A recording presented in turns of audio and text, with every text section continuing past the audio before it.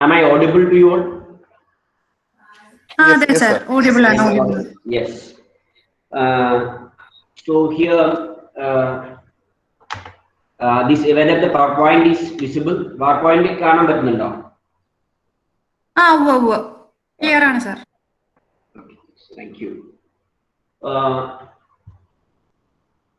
Respected principal of your Shri Krishna prestigious Shri Krishna College, Guruvayur, the program coordinator and my dear friend Dr. Mithun and Dr. Amrita, dear students, faculty, friends and faculty, other faculty members from the college. I would like to have an interaction with you all in both English as well as in Malayalam. Malayalam English and Bhashi means I will try to communicate in both the languages. ഇവിടെ നിങ്ങളുടെ NSS യൂണിറ്റിന്റെ നേതൃത്വത്തിലുള്ള ഈ world എൻവയൺമെന്റൽ day ദിനാചരണത്തിന്റെ ഭാഗമായുള്ള ഈ വെബിനാറിന് participate ചെയ്യാൻ ഇന്ന് നിങ്ങളോടൊപ്പം കൂടി എത്താൻ സാധിച്ചതിൽ എനിക്ക് അതിയായ സന്തോഷമുണ്ട്. ആദ്യമായിട്ട് ഞാൻ എൻ്റെ ഈ എന്നെ ക്ഷണിച്ച NSSന്റെ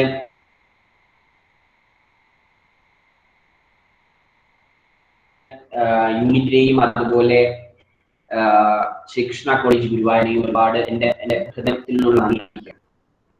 ഇപ്പോ ഇവിടെ ഈ NSSന്റെ പ്രോഗ്രാം മനസ്സുന്നാവട്ടെ, മതം ഏതെങ്കിലും ആവട്ടെ, മാനവൃത്തി ജില്ലയിലെ മാമ്പുകൾ ഡയറക്റ്റ് എന്നുള്ള ആ ഒരു പ്രാർത്ഥന ഗീതം, അതർവൈസ് സ്വാഗത initially that song I here that. ഞാനും ഈ NSSന്റെ ഒരു അംഗമായി 2005-2008 കാലയളവിൽ ഗവൺമെന്റ് കോളേജ് ചിറ്റൂരിലെ ഒരു മെമ്പറായിരുന്നു. അവിടെ NSSന്റെ ക്യാമ്പിലും NSSന്റെ പരിസ്ഥിതി പ്രവർത്തനങ്ങളിലും സാമൂഹ്യ പ്രവർത്തനങ്ങളിലും സജീവമായിട്ട് പങ്കെടുക്കാൻ വേണ്ടി എന്നാൽ ആകുന്ന രീതിയിൽ പങ്കെടുക്കാൻ വേണ്ടി സാധിച്ചിട്ടുണ്ട്. ഇന്നും അരണ്ടപ്പള്ളം എന്ന് പറയുമ്പോൾ ചിറ്റൂരിന്റെ ഒരു കിഴക്കൻ മേഖലയിലുള്ള ഒരു പ്രദേശമാണ്. ആ വളരെ പറഞ്ഞ കുറച്ച് പിന്നോക്കം നിൽക്കുന്ന ഒരു ആദിവാസി മേഖലയിലുള്ള അരണ്ടപ്പള്ളത്ത് 10 ദിവസത്തെ ക്യാമ്പും അരണ്ടപ്പള്ളം ALP സ്കൂളിന്റെ ഗ്രൗണ്ടിനെ വൃത്തിയാക്കി കൊടുക്കാനും അവിടെ ഏകദേശം 15ഓളം ടോയ്ലറ്റ് പിറ്റ്സ് പാവപ്പെട്ട ആളുകൾക്ക് ഉണ്ടാക്കി കൊടുക്കാനും ഞങ്ങളുടെ ആ ക്യാമ്പിന് സാധിച്ചു. അപ്പോ ഒരു പഴയകാല NSS നാഷണൽ സർവീസ് സ്കീമിന്റെ ഒരു പങ്കാളി എന്നുള്ള നിലയിൽ ഇന്ന് എൻ്റെ അനിയന്മാരുടെയും അനിയത്തിമാരുടെയും NSSന്റെ വളണ്ടിയർമാരുടെ കൂടെ ഇന്ന് ഈ ഒരു പ്രോഗ്രാമിൽ പങ്കെടുക്കാൻ സാധിച്ചത് എന്നെ നിങ്ങളിൽ ഒരു അംഗമായി കണ്ട് തന്നെ ഉൾക്കൊള്ളാൻ നിങ്ങൾക്ക് സാധിക്കുന്നു എന്നതിൽ എനിക്ക് അതിയായ സന്തോഷമുണ്ട്. ആദ്യമായിട്ട് NSS യൂണിറ്റിനും അതുപോലെ NSSന്റെ ആ ഒരു ഉദ്ദേശ ലക്ഷ്യങ്ങളിൽ പൂർത്തീകരിക്കാൻ ആ ലക്ഷ്യത്തിലേക്ക് മുന്നേറാൻ ശ്രമിക്കുന്ന എൻ്റെ അനിയന്മാർക്കും അനിയത്തിമാർക്കും വിദ്യാർത്ഥി സുഹൃത്തുക്കൾക്കും ഒരുപാട് അഭിനന്ദനങ്ങളും അഭിവാദ്യങ്ങളും നേരുകയാണ്. ഇന്ന് ഇവിടെ എൻ്റെ ഈ ഒരു ടോപ്പിക് എന്ന് പറയുമ്പോൾ എൻവയൺമെന്റൽ ഡേ, ഒരു എൻവയൺമെന്റൽ ഡേ എന്ന് പറയുമ്പോൾ is being celebrated like planting of trees, protecting the environment from the hygienic situation in hygienic situations എന്നതാണ് ഒരു സ്വാഭാവികമായ ഒരു അവസ്ഥയിൽ നമ്മൾ നോക്കിക്കാണാൻ. എന്താ പറയുക, എൻവയൺമെന്റ് എന്ന് പറയുമ്പോൾ നമ്മൾ പറയുന്നത് വൃക്ഷത്തൈകൾ നട്ടുപിടിപ്പിക്കുകയും വൃക്ഷങ്ങൾക്ക് സംരക്ഷണം നൽകുകയും പ്രകൃതി സംരക്ഷണത്തിന് പ്രാധാന്യം നൽകുന്ന ഒരു സിറ്റുവേഷനെ നിർമ്മിക്കുകയും എന്നത് മാത്രമാണ് നമ്മൾ ചെയ്യാറ്. പക്ഷേ ഇവിടെ നമ്മൾ ചിന്തിക്കേണ്ട ഒരു കാര്യം, എൻവയൺമെന്റ് എന്ന് പറയുന്നത് it is not limited with this planting or the ecosystem where the plants and animals are intermingling together to make a conducive atmosphere for the successful existence. ആ ഒരൊറ്റ സിറ്റുവേഷൻ മാത്രമല്ല, ഒരു എൻവയൺമെന്റ് എന്ന് പറയുമ്പോൾ അവിടെ ജന്തുജീവജാലങ്ങളുടെ ഒരു സഹവർത്തിത്വം എന്നതോടൊപ്പം ആ ജന്തുജീവജാലങ്ങളുടെ നിലനിൽപ്പിന് അനുസൃതമായ ഒരു പശ്ചാത്തലം ഒരുക്കി കൊടുക്കുന്ന അതിൻ്റെ ഒരു ഭൗതികമായ അന്തരീക്ഷമുണ്ട്, ഫിസിക്കൽ ലാൻഡ്സ്കേപ്പ് ഉണ്ട്. ആ ഫിസിക്കൽ ലാൻഡ്സ്കേപ്പ് എന്ന് പറയുന്നത് അവിടുത്തെ ഭൂപ്രദേശവും അതുപോലെ തന്നെ അവിടുത്തെ കാലാവസ്ഥയുമാണ്. ഭൂപ്രദേശം എന്ന് പറയുമ്പോൾ നമുക്കൊരു ഒരു ഒരു വ്യക്തമായ ഒരു കാര്യം നമുക്കിവിടെ മനസ്സിലാക്കണം. നമ്മളിവിടെ പ്രത്യേകിച്ച് ചിന്തിക്കേണ്ട ഒരു കാര്യമുണ്ട്. ഇവിടെ ഭൂപ്രദേശം എന്ന് പറയുമ്പോൾ അവിടുത്തെ ലിഥോസ്ഫിയറിന്റെ കോൺസ്റ്റിറ്റ്യൂഷൻ ഏതുപോലെ ആയിരിക്കും? What is the constitution of the lithosphere? അവിടുത്തെ ലാൻഡ്സ്കേപ്പിന്റെ കോൺസ്റ്റിറ്റ്യൂഷൻ ഏത് രൂപത്തിലായി ആണ്? അല്ലെങ്കിൽ അവിടുത്തെ ക്ലൈമറ്റിന്റെ കണ്ടീഷൻ എങ്ങനെയായിരിക്കും? സോ അവിടുത്തെ ടെമ്പറേച്ചർ ഡിസ്ട്രിബ്യൂഷൻ ആണെങ്കിലും ആ പ്രദേശത്തെ മഴ ഏത് രൂപത്തിലാണ് ലഭിക്കുന്നത്? ആ മഴയിൽ വെള്ളവും അതുപോലെ നമ്മുടെ ലിഥോസ്ഫിയറും ഇന്ററാക്ട് ചെയ്യുമ്പോൾ അതിനുണ്ടാകുന്ന പരിണാമങ്ങൾ എങ്ങനെയാണ് എന്നതിനെ കുറച്ചുകൂടി മനസ്സിലാക്കി കഴിഞ്ഞാൽ, കാരണം ഒരു ജൈവിക ആവാസ വ്യവസ്ഥ നിർമ്മിക്കപ്പെടുന്നത് അവിടുത്തെ ഭൂപ്രദേശത്തെയും ആ പ്രദേശത്തെ ഉൾക്കൊള്ളുന്ന കാലാവസ്ഥയെയും അനുസരിച്ചിട്ടാണ്. ഇപ്പോ നമ്മുടെ നാട്ടിൽ നമുക്കിന്ന് കാണാൻ സാധിക്കും, as a part of globalised era we used to have the plantations which are very common there in the temperate type of climates, where in the polar type of climates, and also we have the food habits like those who are living in the tropic temperate type of climates as well as in other polar conditions. ഈ നമ്മുടെ ഒരു ഓരോ പ്രദേശവും രൂപപ്പെടുന്നത്, ഭൗമോപരിതലത്തിലെ ഓരോ പ്രദേശവും രൂപപ്പെടുന്നത് അല്ലെങ്കിൽ ഓരോ സംസ്കാരങ്ങളും നിർമ്മിക്കപ്പെടുന്നത് ആ പ്രദേശത്തിന്റെ ഭൂപ്രകൃതിയെയും അതുപോലെ തന്നെ ആ പ്രദേശത്തിന്റെ കാലാവസ്ഥയിലും പൂർണ്ണമായും കൺട്രോൾ ചെയ്തിരിക്കുന്നുണ്ട്. സോ ഇവിടെ നമുക്ക് കൃത്യമായി പരിശോധിക്കേണ്ടത് ഒരു അറ്റ്മോസ്ഫിയർ അല്ലെങ്കിൽ ഒരു പ്രത്യേക ലാൻഡ്സ്കേപ്പ് നിർമ്മിക്കപ്പെടുന്നത്. ലാൻഡ്സ്കേപ്പ് എന്ന് പറഞ്ഞു കഴിഞ്ഞാൽ നമ്മൾ അർത്ഥമാക്കേണ്ടത് അവിടെ വെറും ഒരു ഭൗതികമായ അവസ്ഥയെ മാത്രമല്ല, ഒരു ഭൗതിക പശ്ചാത്തലം ഒരു പ്രത്യേക സംസ്കാരത്തിന്റെ നിർമ്മിതിയിൽ അല്ലെങ്കിൽ പ്രത്യേക സംസ്കാരത്തിന്റെ നിലനിൽപ്പിനെ എങ്ങനെ ബാധിക്കുന്നു. Basically, the landscape is the overlapping of the cultural phenomenon over the physical landscape, physical structure, and the physical landscape is the platform for the growth of this cultural landscape. So here, I would like to mention one thing, that the morphology of the landscape, how the landscape is being constituted. ഒരു പ്രത്യേക ഭൂപ്രദേശം എങ്ങനെ നിർമ്മിക്കപ്പെട്ടു, അല്ലെങ്കിൽ ഒരു പ്രത്യേക ഭൂപ്രദേശത്തിന്റെ ഘടന ഏത് രൂപത്തിലാണ്, ആ പ്രത്യേക ഭൂപ്രദേശത്തിന്റെ ഘടന ആ ഭാഗത്തെ ജനങ്ങളുടെ അല്ലെങ്കിൽ ആവാസ വ്യവസ്ഥയുടെ നിലനിൽപ്പിനെ എങ്ങനെ ബാധിക്കും, ഈ കാര്യത്തെ നമ്മൾ വ്യക്തമായി പരിശോധിക്കാതെ, അല്ലെങ്കിൽ അതിനോട് കാരണം എന്താണെന്ന് വെച്ച് കഴിഞ്ഞാൽ മനുഷ്യവാസം ആരംഭിച്ചിട്ട് ഏകദേശം 10,000 or 11,000 years ഏതോ പ്രത്യേക പ്രദേശങ്ങളിലായിരുന്നു അറ്റ് ലാർജ് സ്കെയിൽ, അല്ലെങ്കിൽ ലാർജ് സ്കെയിലായി ഇന്റൻസീവ് ആയിട്ടുള്ള മനുഷ്യന്റെ ഇന്ററാക്ഷൻ എന്ന് പറയുന്നത് ലാസ്റ്റ് 500 years മാത്രമാണ്. പക്ഷേ ഒരു ഭൂപ്രദേശത്തെ അതിന്റെ ഇന്നത്തെ അവസ്ഥയിൽ എത്തിച്ച പ്രക്രിയകൾ that has been continuing since last millions of years. ഒരുപാട് വർഷങ്ങൾ, ഒരുപാട് മില്യൺസ് ഓഫ് ഇയേഴ്സ് എടുത്തുകൊണ്ടാണ് ആ ഒരു പ്രദേശം ആ ഇന്ന് കാണുന്ന രൂപത്തിലേക്ക് എത്തിയിട്ടുള്ളത്. അപ്പോ നമ്മൾ ഇന്ന് കാണുന്ന എന്തുകൊണ്ടാണ് കേരളത്തെ the topic, the landscape and climate and reflections from Kerala, that I would like to have a talk on this. ഇത് ഞാൻ പ്രത്യേകിച്ച് പറയാൻ കാരണം എന്താണെന്ന് വെച്ച് കഴിഞ്ഞാൽ, കേരളം എന്നുള്ള ആ ഒരു പ്രത്യേക പ്രദേശം, ഈ കേരളത്തിന്റെ പ്രത്യേകത എന്ന് പറയുമ്പോൾ നമ്മൾ പ്രത്യേകിച്ച് മനസ്സിലാക്കണം. അവിടെ 47% വനമുള്ള ഒരു പ്രദേശം എന്നുള്ളത് മാത്രമല്ല അതിന്റെ ഒരു പ്രത്യേകത. അതിന്റെ കൾച്ചറൽ കോൺസ്റ്റിറ്റ്യൂഷനാണ് നിങ്ങൾ നോക്കുകയാണെന്നുണ്ടെങ്കിൽ, ഭാഷാടിസ്ഥാനത്തിൽ നമ്മുടെ സംസ്ഥാനങ്ങൾ രൂപീകരിച്ചപ്പോ 98% ജനങ്ങളും ഒരേ ഭാഷ സംസാരിക്കുന്ന ഒരേ ഒരു സംസ്ഥാനമാണ് കേരളം എന്ന് പറയുന്നത്. അതാണ് അതിന്റെ പ്രത്യേകത എന്ന് പറയുന്നത്. 98% ജനങ്ങളും മലയാളം ഒരു പ്രത്യേക ഭാഷ സംസാരിക്കുന്ന ഒരു പ്രത്യേക ഭൂപ്രദേശം. അത് തമിഴ്നാടാണെങ്കിലും ശരി, Karnataka and any other linguistic states, when you look at their constitution, where you will not find this much number of percentage of population is using the same language for their daily life. You will not find that. So കേരളത്തിന്റെ ഒരു അവസ്ഥ എന്ന് പറയുന്നത് എന്തുകൊണ്ട് ഈ നമ്മുടെ ഈ ഭൂപ്രദേശത്തിന്റെ 96, കാരണം ഈ ഒരു പ്രത്യേക ഒരു ജോഗ്രഫിക്കൽ കോൺസ്റ്റിറ്റ്യൂഷൻ ആണ് അതിന്റെ, അല്ലെങ്കിൽ അതിന്റെ ലാൻഡ്സ്കേപ്പിന്റെ ഒരു അറേഞ്ച്മെന്റ് എന്ന് പറയുന്നത് അതിന്റെ പ്രത്യേക അറേഞ്ച്മെന്റ് തന്നെയാണ്. ഈ വെസ്റ്റേൺ ഘട്ടിന്റെ പശ്ചിമഘട്ടത്തിന്റെ പടിഞ്ഞാറൻ മേഖല ഉൾക്കൊള്ളുന്ന നമ്മുടെ ഈ ഭൂപ്രദേശം അല്ലെങ്കിൽ നമ്മുടെ ഈ കേരളം എന്ന് പറയുന്നത് ഈ ചെറിയ ഷോർട്ട് സ്പാൻ ഓഫ് ലെങ്തില് ഫ്രം മഞ്ചേശ്വരം മുതൽ പാറശാല വരെയുള്ള നമ്മുടെ ഈ ബെൽറ്റില് ഏകദേശം 44 നദികളാണ് നമുക്കുള്ളത്, ഡ്രൈനേജ് സിസ്റ്റം. ഈ 44 നദികൾ എങ്ങനെ നിർമ്മിക്കപ്പെട്ടു എന്നും ഓരോ നദികളും എങ്ങനെ ഓരോ ആവാസ വ്യവസ്ഥയെയും നിർമ്മിച്ചു എന്നുള്ളതും നമ്മൾ വ്യക്തമായ പഠനത്തിന് അല്ലെങ്കിൽ വ്യക്തമായ ഒരു അവബോധം നമുക്ക് ഉണ്ടായിക്കഴിഞ്ഞാൽ ഈ നമ്മുടെ കേരളത്തിലെ ഓരോ വ്യക്തികൾക്കും സമൂഹത്തിനും ആ ഒരു അവബോധം ഉണ്ടായിക്കഴിഞ്ഞാൽ ഇതിലും വലിയ ഒരു കോൺട്രിബ്യൂഷൻ അല്ലെങ്കിൽ നമ്മൾ ഏറ്റവും ചെയ്യുന്ന ഏറ്റവും വലിയൊരു ട്രിബ്യൂട്ട് ആയിരിക്കും നമ്മുടെ എൻവയൺമെന്റൽ ഡേയില് നമ്മുടെ സമൂഹത്തോടും നമ്മുടെ നാടിനോടും നമ്മൾ ചെയ്യുന്ന ഏറ്റവും വലിയ ട്രിബ്യൂട്ട് അത് തന്നെയായിരിക്കും. അതിനെ മനസ്സിലാക്കാൻ സാധിക്കുക എന്നുള്ളത്. കാരണം നമുക്ക് മനസ്സിലാക്കാം, ഞാൻ ഇതിന്റെ മുൻപ് തൊട്ട് മുൻപ് വളരെ 2-3 മിനിറ്റുകൾക്ക് മുമ്പ് ഞാൻ ഒരു കാര്യം നിങ്ങളോട് പോയിന്റ് ഔട്ട് ചെയ്തിട്ടുണ്ടായിരുന്നു. ഓരോ പ്രദേശത്തിന്റെയും ഭക്ഷണ രീതികളും ഓരോ പ്രദേശത്തിന്റെയും ജീവിതചര്യകളും ആ പ്രദേശത്തിന്റെ ലാൻഡ്സ്കേപ്പിനെയും ക്ലൈമറ്റിനെയും ഡിപ്പെൻഡന്റ് ആണ്. See the food habits of we people. ഇന്ന് നമ്മുടെ ഫുഡ് ഹാബിറ്റ് എന്ന് പറയുന്നത് നമ്മൾ ഒരുപാട് എന്ത് സംഭവിച്ചു, ഗ്ലോബലൈസേഷൻ വന്നതിന് ശേഷം നമ്മൾ ഒരുപാട് മറ്റുള്ള ഫുഡ് ഹാബിറ്റ്സിനെ അഡോപ്റ്റ് ചെയ്യാൻ തുടങ്ങി. ആ ഫുഡ് ഹാബിറ്റ്സിന്റെ അനുസരിച്ച് നമ്മൾ ഇവിടെ കൾട്ടിവേറ്റ് ചെയ്യാൻ ശ്രമിക്കുന്നുണ്ട്, അല്ലെങ്കിൽ we are trying to import it.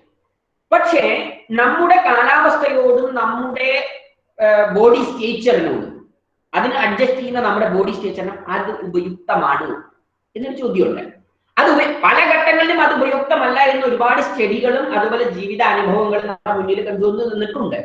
അപ്പോ ഇങ്ങനെയുള്ള ഒരു അവസ്ഥ എന്തുകൊണ്ട് നിർമ്മിക്കപ്പെട്ടു, അല്ലെങ്കിൽ അതിന്റെ ഇമ്പോർട്ടൻസ് എന്താണ്, അതിന് ലാൻഡ്സ്കേപ്പിന്റെ എന്താണ് റോള്, അതിലെ ക്ലൈമറ്റിന്റെ റോൾ എന്താണ് എന്നതിനെ കുറിച്ച് ഒരു ചെറിയ, കാരണം ഞാൻ നിങ്ങളോട് ഷെയർ ചെയ്യാൻ പോകും. കാരണം ബിക്കോസ് ഡോക്ടർ മിഥുൻ എന്റെ അടുത്ത് പറഞ്ഞിട്ടുണ്ടായിരുന്നു, there are people from science, English, literature, language, വളരെ ഡൈവേഴ്സിഫൈഡ് ആയിട്ടുള്ള ഒരു കോമ്പോസിഷൻ ആണ് ഈ NSS ഗ്രൂപ്പിലുള്ളത് എന്നുള്ളത് എന്റെ അടുത്ത് മിഥുൻ പറഞ്ഞിട്ടുണ്ട്, ഡോക്ടർ മിഥുൻ. അപ്പോ ഞാനിവിടെ ഒരു കാര്യം ഞാൻ നിങ്ങളോട് വളരെ ഇമ്പോർട്ടന്റ് ആയിട്ട്, C now I am coming into the clearly into the topic. See, the global warming is a reality. Global warming എന്ന് പറയുന്നത്, ആഗോളതാപനം എന്ന് പറയുന്നത് ഒരു റിയാലിറ്റിയാണ്. ഇപ്പൊ ടൗട്ട് ചുഴലിക്കാറ്റ് നമ്മളെ അഫക്ട് ചെയ്തിട്ട് അറ്റ് ലാർജ്. ഇന്നലെ ഞാൻ ഡോക്ടർ മിഥുന്റെ അടുത്ത് സംസാരിക്കുമ്പോൾ മിഥുൻ എന്നെ അടുത്ത് പറഞ്ഞു, വീടിന്റെ തൊട്ടപ്പുറത്തുള്ള മരങ്ങളും മറ്റ് സംഭവങ്ങളെല്ലാം അഫക്റ്റഡ് ആയി, the salt water is getting infiltrated in this area. അതിനെ കുറിച്ചൊക്കെ എൻ്റെ അടുത്ത് പറയണ്ടേ. ഈ ആഗോളതാപനം എന്ന് പറയുന്ന റിയാലിറ്റിയാണ്. അത് എന്താന്ന് വെച്ച് കഴിഞ്ഞാല് നമ്മുടെ ഈ world is experiencing an interglacial period. World ഒരു ഇന്റർഗ്ലേഷ്യൽ പീരിയഡ് എന്ന് പറഞ്ഞു കഴിഞ്ഞാൽ നമ്മുടെ ഈ ഹിമാനി ഗ്ലേഷ്യേഴ്സിന്റെ മെൽറ്റിംഗിന്റെ ഒരു പീരിയഡാണ്. അതൊരു ജിയോളജിക്കൽ ടൈം സ്കെയിലിന്റെ ഒരു ഭാഗമായിട്ട് സംഭവിക്കാനുള്ള ഒരു കാര്യമാണ്. ഈ ആ ഒരു ഹോളോസിൻ ക്ലൈമറ്റിക് ചേഞ്ച് സ്വാഭാവികമായിട്ട് ലോകത്ത് നടന്നുകൊണ്ടിരിക്കുകയാണ്. അത് ഇതിന്റെ മുൻപ് നടന്നിട്ടുണ്ട്, അത് ഇതിന് ശേഷവും നടക്കുകയും ചെയ്യും. പക്ഷേ അവിടെ എന്ത് സംഭവിക്കുന്നതെന്ന് വെച്ച് കഴിഞ്ഞാൽ ഹ്യൂമൻ ബീങ്സിന്റെ ഇന്ററാക്ഷൻസ് ചെറിയൊരു ലെവലില് അതിനെ നിന്ന് ട്രിഗർ ചെയ്യുന്ന ഒരു സിറ്റുവേഷൻ നമുക്ക് മുന്നിൽ കാണാൻ സാധിക്കും. പക്ഷെ അത് നമ്മൾ we will see that. See, the increasing temperature have a serious impacts on the ecosystem and the landscape. ലാൻഡ്സ്കേപ്പിന്റെ ഘടനയിലും അതുപോലെ തന്നെ ലാൻഡ്സ്കേപ്പിലെ അതിനെ ആശ്രിതമായി ജീവിക്കുന്ന ഒരു ഇക്കോസിസ്റ്റത്തിന്റെയും വികസനത്തിൽ അല്ലെങ്കിൽ അതിന്റെ ഗ്രോത്തില് ഇതിന്റെ ഒരു ടെമ്പറേച്ചറിന്റെ ഫ്ലക്ച്വേഷൻ വളരെ സീരിയസ് ആയിട്ടുള്ള ഒരു ഇമ്പാക്റ്റ് ആണ്, വളരെ സീരിയസ് ആയിട്ട് അതിനെ ബാധിക്കാറുണ്ട്. എങ്ങനെ ബാധിക്കുന്നു എന്നുള്ളൊരു ചോദ്യമുണ്ട്. ഈ IPCCയുടെ വേൾഡ് പാനൽ ആയിട്ടുള്ള IPCCയുടെ റിപ്പോർട്ട് പറയുന്നത് anthropogenic CO2 emission is increased to 1.5 to 2 times in the last 2 decades. കഴിഞ്ഞ 10 വർഷത്തിനുള്ളിൽ 20 വർഷത്തിനുള്ളിൽ മനുഷ്യന്റെ കോൺട്രിബ്യൂഷനിലൂടെ ഏകദേശം 1 മുതൽ 1.5 മുതൽ 2 മടങ്ങ് ആണ് ഈ കാർബൺ എമിഷൻ അല്ലെങ്കിൽ പ്രത്യേകിച്ച് കാർബൺ ഡൈ ഓക്സൈഡിന്റെ എമിഷൻസ് വർദ്ധിച്ചിട്ടുള്ളത്. കാർബൺ ഡൈ ഓക്സൈഡ് എന്ന് പറയുന്നത് ഒരു ഹീറ്റ് അബ്സോർബറാണ്. ഇത് മാത്രമല്ല, നമ്മള് ഒരു ചിന്തിക്കേണ്ട ഒരു കാര്യമുണ്ട്. ഒരുപാട് amount of carbon dioxide സമുദ്രാന്തർ ഭാഗത്ത് സ്റ്റോർ ചെയ്ത് വെച്ചിട്ടുണ്ട്. ഒരുപാട് huge amount of carbon dioxide is being stored in the subterranean topographies of the oceans. So temperature fluctuation വരികയും acidity of the ocean is getting increased, acidity വർദ്ധിക്കുകയും ചെയ്തു കഴിഞ്ഞാൽ സ്വാഭാവികമായി എന്ത് സംഭവിക്കുന്നു, പ്രിസർവ് ചെയ്തു വെച്ച അല്ലെങ്കിൽ ട്രാപ്പ് ചെയ്തു വെച്ച ആ കാർബൺ ഡൈ ഓക്സൈഡ് വരെ സമുദ്രാന്തർഭാഗത്ത് നിന്ന് റിലീസ് ആകുന്നതിനും അത് further it is getting exposed to the atmosphere എന്നുള്ള സിറ്റുവേഷനിലേക്ക് വരാനും കാരണമാണ്. പക്ഷേ ഈ ഒരു സാഹചര്യത്തിലേക്ക് പോകുന്നതിന് മുൻപ് ചില ഫാക്ടേഴ്സ്, ചില ബിഹേവിയേഴ്സ്, ലാൻഡിന്റെ ബിഹേവിയേഴ്സിനെ നമുക്ക് പരിശോധിക്കേണ്ടതായിട്ടുണ്ട്. ഇപ്പൊ കേരളത്തിനെ സംബന്ധിച്ചിടത്തോളം നമ്മളിപ്പോ സംസാരിക്കുമ്പോൾ കേരളം എന്ന് പറയുന്നത് വെസ്റ്റേൺ ഗട്ട് മൗണ്ടെയിൻസിന്റെ വെസ്റ്റേൺ മാർജിനുള്ള നമ്മുടെ ഈ കൊച്ചു സംസ്ഥാനമാണ്. ഇതിലെ ആവറേജ് ആനുവൽ റെയിൻഫാൾ എന്ന് പറയുന്നത് ഏകദേശം 300 സെന്റിമീറ്ററിന്റെ അടുത്താണ്. Average annual rainfall is near 300 centimetre. പിന്നെ ഇതിന്റെ ഒരു ടോപ്പോഗ്രഫിക് ക്യാരക്ടറിസ്റ്റിക്സ്, ഇതിന്റെ ഒരു അറേഞ്ച്മെന്റ് ഉണ്ടല്ലോ, ആ അറേഞ്ച്മെന്റ് എന്ന് പറയുന്നത് തന്നെ വളരെ ഒരു പ്രത്യേക അറേഞ്ച്മെന്റ് ആണ് ഈ ലാൻഡ്സ്കേപ്പിന്റെ. This was been means I had prepared this as a map from Cartosat image. So here ഇവിടെ നമ്മൾ ഇതിന്റെ അറേഞ്ച്മെന്റിനെ കുറിച്ച് കൃത്യമായി നോക്കുമ്പോൾ ഈസ്റ്റേൺ ഹൈലാൻഡ്സ് എന്ന് പറയുന്നത് 76 മീറ്ററിന് മുകളിലുള്ള area eastern Highlands. Central Midlands എന്ന് പറയുന്നത് 76 മീറ്ററിന് താഴെയുള്ള 7.6 മീറ്ററിന് തൊട്ട് മുകളിലുള്ള പ്രദേശം. അതുപോലെ തന്നെ ഈ 7.6 മീറ്ററിന് തൊട്ട് താഴെയുള്ള പ്രദേശത്തെ നമ്മൾ ലോ ലാൻഡ്സ് എന്ന് പറയുന്നു. ഞാൻ ഈ ഒരു കേരളത്തിന്റെ ഭൂപ്രദേശത്തെ കുറിച്ച് പ്രത്യേകമായി നമ്മൾ അതിന്റെ ഓരോ അഴിമുഖങ്ങളെ കുറിച്ച് നമ്മൾ നോക്കുമ്പോൾ നമുക്കൊരു കാര്യം കൃത്യമായിട്ട് മനസ്സിലാവുന്നുണ്ട്. ഇവിടെ പെട്ടെന്ന് ഈ സീ ലെവലിൽ നിന്ന് പെട്ടെന്ന് ഉയരം കൂടുന്ന ഭൂപ്രദേശങ്ങളെ നമുക്ക് ഇവിടെ കാണാൻ സാധിച്ചില്ല. പെട്ടെന്ന് വളരെ വേഗത്തില് അതിന്റെ ഉയരം ഫ്ലക്ച്വേറ്റ് ചെയ്യുന്ന ഭൂഭാഗങ്ങളെ കുറിച്ച് നമുക്ക് കാണാൻ സാധിക്കും. എന്തുകൊണ്ട് അത് സംഭവിക്കുന്നു? എന്തുകൊണ്ടാണ് ഈ സീ ലെവലും അതുപോലെ അഴിമുഖങ്ങളുടെ ഇടയിലുള്ള ഗ്യാപ്പ് വർദ്ധിക്കുന്നത് എന്നൊരു ചോദ്യമുണ്ട്. ഇത് സാധാരണയായി കേരളത്തിലുള്ള കായലുകളോ അല്ലെങ്കിൽ പൊഴികളോ എല്ലാം ഉണ്ടാകാത്ത ഒരു പ്രതിഭാസമാണ് കഴിഞ്ഞ കുറച്ചു കാലമായിട്ട് നമുക്ക് കാണാൻ സാധിക്കുന്നത്. ഇത് വളരെ പെട്ടെന്ന് ഇപ്പൊ ഈ കഴിഞ്ഞ ഈ മാപ്പിംഗ് എന്ന് പറയുന്നത് നടന്ന് 2019 ഡേറ്റ ഉപയോഗിച്ചുകൊണ്ട് നടത്തിയ മാപ്പിംഗ് ആണ്. ഇതില് ഈ ചെറിയ വ്യത്യാസം, ഈ വളരെ ഷാർപ്പായിട്ടുള്ള സീ ലെവലിൽ നിന്നും അഴിമുഖവും തമ്മിലുള്ള ആ ഒരു ഷാർപ്പ് വെർട്ടിക്കൽ ഗ്രൂപ്പ് വേരിയേഷൻ ഉണ്ടാവാനുള്ള കാരണം എത്രത്തോളം അവസാദങ്ങളെയാണ് ഓരോ നദിയും കൊണ്ടുപോയി ഡെപ്പോസിറ്റ് ചെയ്യുന്നത്, അതൊന്നും തടങ്ങളിൽ നിൽക്കുന്നില്ല. അതെല്ലാം എങ്ങോട്ടോ പോവുകയാണ്. അതല്ലെങ്കിൽ സമുദ്രാന്തർ ഭാഗത്തുള്ള കറൻസ് എന്ന് പറയുന്നത് ആ കറൻസ് അതിനെ ഡ്രെയിൻ ഔട്ട് ചെയ്തുകൊണ്ടിരിക്കുകയാണ്. ഇപ്പൊ നമ്മുടെ വേമ്പനാട്ട് കായലായാലും ശരി, അഷ്ടമുടി കായലായാലും ശരി, അതുപോലെ തന്നെ പല കോസ്റ്റൽ ഏരിയസിലുള്ള, പ്രത്യേകിച്ച് തൃശ്ശൂർ മുതൽ തെക്കോട്ടുള്ള കോസ്റ്റൽ ഏരിയയിലുള്ള even including the Kole lines ുള്ള മേഖലകളിൽ എടുത്തു നോക്കിക്കഴിഞ്ഞാലും അങ്ങനെ ഒരു പ്രതിഭാസം ഇതുവരെ ഉണ്ടായിരുന്നില്ല. പക്ഷെ ഇപ്പോ അങ്ങനെയുള്ള പ്രതിഭാസങ്ങൾ വളരെ കോമൺ ആയി കാണുന്നു. അപ്പോ സമുദ്രാന്തർ ഭാഗത്ത് ഉണ്ടാകുന്ന വ്യതിയാനങ്ങൾ, സമുദ്രത്തിന്റെ ബിഹേവിയറിൽ ഉണ്ടാകുന്ന വ്യതിയാനങ്ങൾ, ആ സമുദ്രത്തിന്റെ ബിഹേവിയറിൽ ഉണ്ടാകുന്ന വ്യതിയാനത്തിനുള്ള പ്രധാനപ്പെട്ട കാരണം സീ സർഫേസ് ടെമ്പറേച്ചറിലെ വലിയൊരു ഫ്ലക്ച്വേഷൻസ് നമ്മൾക്ക് കാണാൻ കഴിയും. ഞാൻ ഐ വിൽ ഡിസ്കസ്. സോ ഇവിടെ ചില ഫാക്ടേഴ്സിനെ, ചില കാരണങ്ങളെ കേരളത്തിന്റെ പ്രധാന ഘടനയിൽ വന്ന മാറ്റങ്ങളെ നമ്മൾ നോക്കിക്കാണുകയാണെന്നുണ്ടെങ്കിൽ ലാൻഡ്സ്ഫിയറിനെ, പ്രത്യേകിച്ച് ലിത്തോളജിക്കൽ കോൺസ്റ്റിറ്റ്യൂഷനിൽ ഉണ്ടായ ഫ്ലക്ച്വേഷൻസിനെ നമ്മൾ ഒന്ന് ചെറിയ ആമുഖമായിട്ട് ഞാൻ നിങ്ങളോട് പറയുന്നത്, ഒരുപാട് ഡെപ്തിലേക്കൊന്നും ഞാൻ പോകുന്നില്ല. പക്ഷെ ചില പോയിന്റ്സുകളെ based on the research cite ചെയ്യണമെന്നുണ്ടെങ്കിൽ, നമ്മുടെ ഈ കേരളത്തിന്റെ ഒരു ലിഥോസ്ഫിയറിന്റെ പ്രത്യേകത കോൺസ്റ്റിറ്റ്യൂഷൻ എന്ന് പറയുമ്പോൾ നമ്മൾ വെറും വെസ്റ്റേൺ ഗട്ട് എന്ന് മാത്രമല്ല അതിന്റെ പ്രത്യേകത. അതൊരു തരത്തിലൊരു എസ്കാർപ്മെന്റ് ആണ്. എസ്കാർപ്മെന്റ് എന്ന് പറഞ്ഞു കഴിഞ്ഞാൽ തിരകൾ വന്നോ അല്ലെങ്കിൽ വെള്ളത്തിന്റെ ആക്ഷൻസ് മൂലം, വെള്ളത്തിന്റെ ഏതെങ്കിലും തരത്തിലുള്ള ആക്ഷൻസ് മൂലം ഒരുപാട് ഇറോഷൻ സംഭവിച്ച ഒരു ലാൻഡ്സ്കേപ്പാണ് വെള്ളത്തിന്റെ ആക്ഷൻസ് മൂലം. അപ്പോ ഈ പ്രദേശത്തിന് നമ്മുടെ വെസ്റ്റേൺ ഗട്ടിന്റെ ഉയരം വീണ്ടും കൂടുന്നില്ല, പക്ഷെ വെസ്റ്റേൺ ഗട്ടിന്റെ ഉയരം കുറയുന്നുണ്ട്. എന്തുകൊണ്ട് കുറയുന്നു? ബിക്കോസ് ഹെവി ആയിട്ടുള്ള റെയിൻഫോൾ ആണ്. ദാറ്റ് ഹെവി റെയിൻഫാൾ, ഞാൻ അതുകൊണ്ടാണ് പറഞ്ഞത് 44 നദികൾ നമുക്കിവിടെ ഉണ്ട്. ആ 44 നദികളും എന്ന് പറയുന്നത് നമുക്ക് ശരിക്കും പറയാന്ന് വെച്ച് കഴിഞ്ഞാൽ ഇത്രയും ഹെവി റെയിൻഫാളിന്റെ ഒരു റീസൺ തന്നെയാണ്. ആ റെയിൻഫാളിന്റെ pattern that I will discuss. So here leeward slopes are gently mixed up with the plateaus and plains towards east coast of India, but the windward slope is much steeper. Western Ghats windward slope എന്ന് പറയുന്നത് നമ്മുടെ മേഖല അത് വളരെ സ്റ്റീപ്പാണ്. കേരളത്തിന്റെ ഏറ്റവും കാരണം 152 kilometre ആണ് കേരളത്തിന്റെ മാക്സിമം ഈസ്റ്റ് വെസ്റ്റ് വിഡ്ത്ത് എന്ന് പറയുന്നത്. അതില് ഒരു തുള്ളി വെള്ളം ഇവിടെ വെസ്റ്റേൺ ഘട്ടിന്റെ സമ്മിറ്റിൽ വീണ് കഴിഞ്ഞാൽ അത് അറേബ്യൻ സീയിൽ എത്തുന്നതിന് വേണ്ടി ഏകദേശം 2.3 മണിക്കൂർ എടുക്കുള്ളൂ. മാക്സിമം ടൈം ആണ് ഞാൻ പറയുന്നത്. Minimum time, I'm not talking about the minimum time, I'm talking about the maximum time that required for the supply of water from the western Ghat to the Arabian sea. So ഇത്രയും വേഗത്തിലുള്ള ഒരു pumping ആണ്, ഇത്രയും വളരെ വേഗത്തിലുള്ള ഒരു pumping situation ആണ് അവിടെ നടക്കുന്നത്. ആ പമ്പിംഗ് സിറ്റുവേഷൻ നടക്കുമ്പോൾ പ്രത്യേകിച്ച് ഓറോഗ്രാഫിക് റെയിൻഫാൾ ആകുമ്പോൾ അവിടെ ഡ്രോപ്ലെറ്റ്സിന്റെ സൈസ് വളരെ കൂടുതലായിരിക്കും.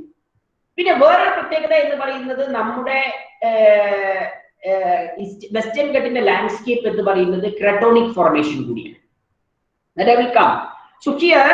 ഇവിടെ ഹൈ ലെവൽ ഇറോഷൻ ലാർജ് സ്കെയിലായിട്ട് ഒരുപാട് ഹൈ ഇന്റൻസിറ്റി ഇറോഷൻ ലാൻഡ്സ്കേപ്പ് ആണ് നമ്മുടെ ഈസ്റ്റേൺ ഗട്ട്സിന്റെ. അതുകൊണ്ട് നമുക്ക് കാണാൻ സാധിക്കും ഈസ്റ്റേൺ ഗട്ട് നിങ്ങൾ ഈ ഇടുക്കി പാലക്കാട് ജില്ലകളുടെ അല്ലെങ്കിൽ വയനാട് മലപ്പുറം നിലമ്പൂർ റീജിയൻസിനെ എടുത്തു നോക്കിക്കഴിഞ്ഞാൽ കാണും ഈ വെസ്റ്റേൺ ഗട്ട്സിന്റെ ഔട്ടർ റീജിയൻസ് ഉണ്ടല്ലോ, ഹയർ ടോപ്പോഗ്രഫീസ് ഉണ്ടല്ലോ, കംപ്ലീറ്റ് ആയിട്ട് പാറക്കെട്ടുകളാണ്.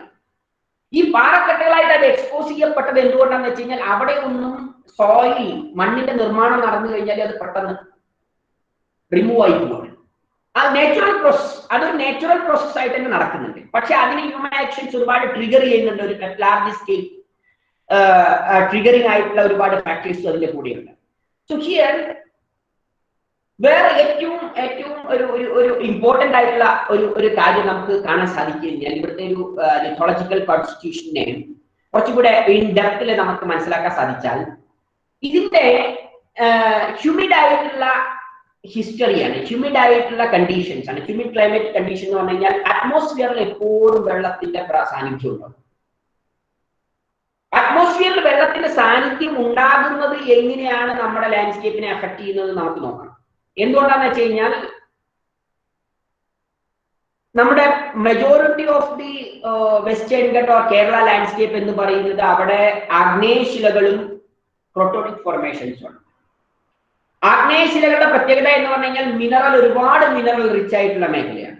ഫെറസ് ഉണ്ടായിരിക്കും, അതിലെ കൊബാൾട്ട്, നിക്കൽ, വളരെ വെറൈറ്റീസ് ഓഫ് മിനറൽസ് ആണ്. ടെമ്പറേച്ചർ ഹൈ ടെമ്പറേച്ചർ റീജിയൻസിലായതുകൊണ്ടും ഹൈ ഹ്യൂമിഡിറ്റി അറ്റ്മോസ്ഫിയർ ഉള്ളത് കൊണ്ടും water is a good solvent. So വെള്ളം, ചൂടുള്ള വെള്ളം അറ്റ്മോസ്ഫിയറിൽ നമ്മുടെ ലാൻഡ്സ്കേപ്പുമായിട്ടാണ് റിയാക്ട് ചെയ്യുന്നത്. അത് നമ്മൾ മനസ്സിലാക്കുക. വളരെ ചൂടുള്ള വെള്ളം, ഈവൻ റെയിൻ വാട്ടറിന്റെ ടെമ്പറേച്ചർ തന്നെ ഒരു ചെറിയ കാറ്റലിസ്റ്റ് ഒക്കെ ആയിട്ട് വർക്ക് ചെയ്യാൻ കപ്പാസിറ്റി ഉള്ളതാണ് റെയിൻ വാട്ടറിന്റെ ടെമ്പറേച്ചർ എന്ന് പറയുന്നത്. അത് നമ്മുടെ അറ്റ്മോസ്ഫിയറുമായിട്ട് വളരെ വളരെ ആക്റ്റീവായി റിയാക്ട് ചെയ്യുകയും അവിടെ ശക്തമായ രാസായനിക് പ്രക്രിയ മീൻസ് ദി കെമിക്കൽ വെതറിംഗ് ഇതിനുള്ള എല്ലാവിധ സാഹചര്യങ്ങളും നിർമ്മിക്കപ്പെടുന്നു. കെമിക്കൽ വെതറിങ്ങിനുള്ള എല്ലാ സാഹചര്യങ്ങളെയും അത് നിർമ്മിച്ചുകൊണ്ടിരിക്കുന്നത്. Am I audible now? Hello?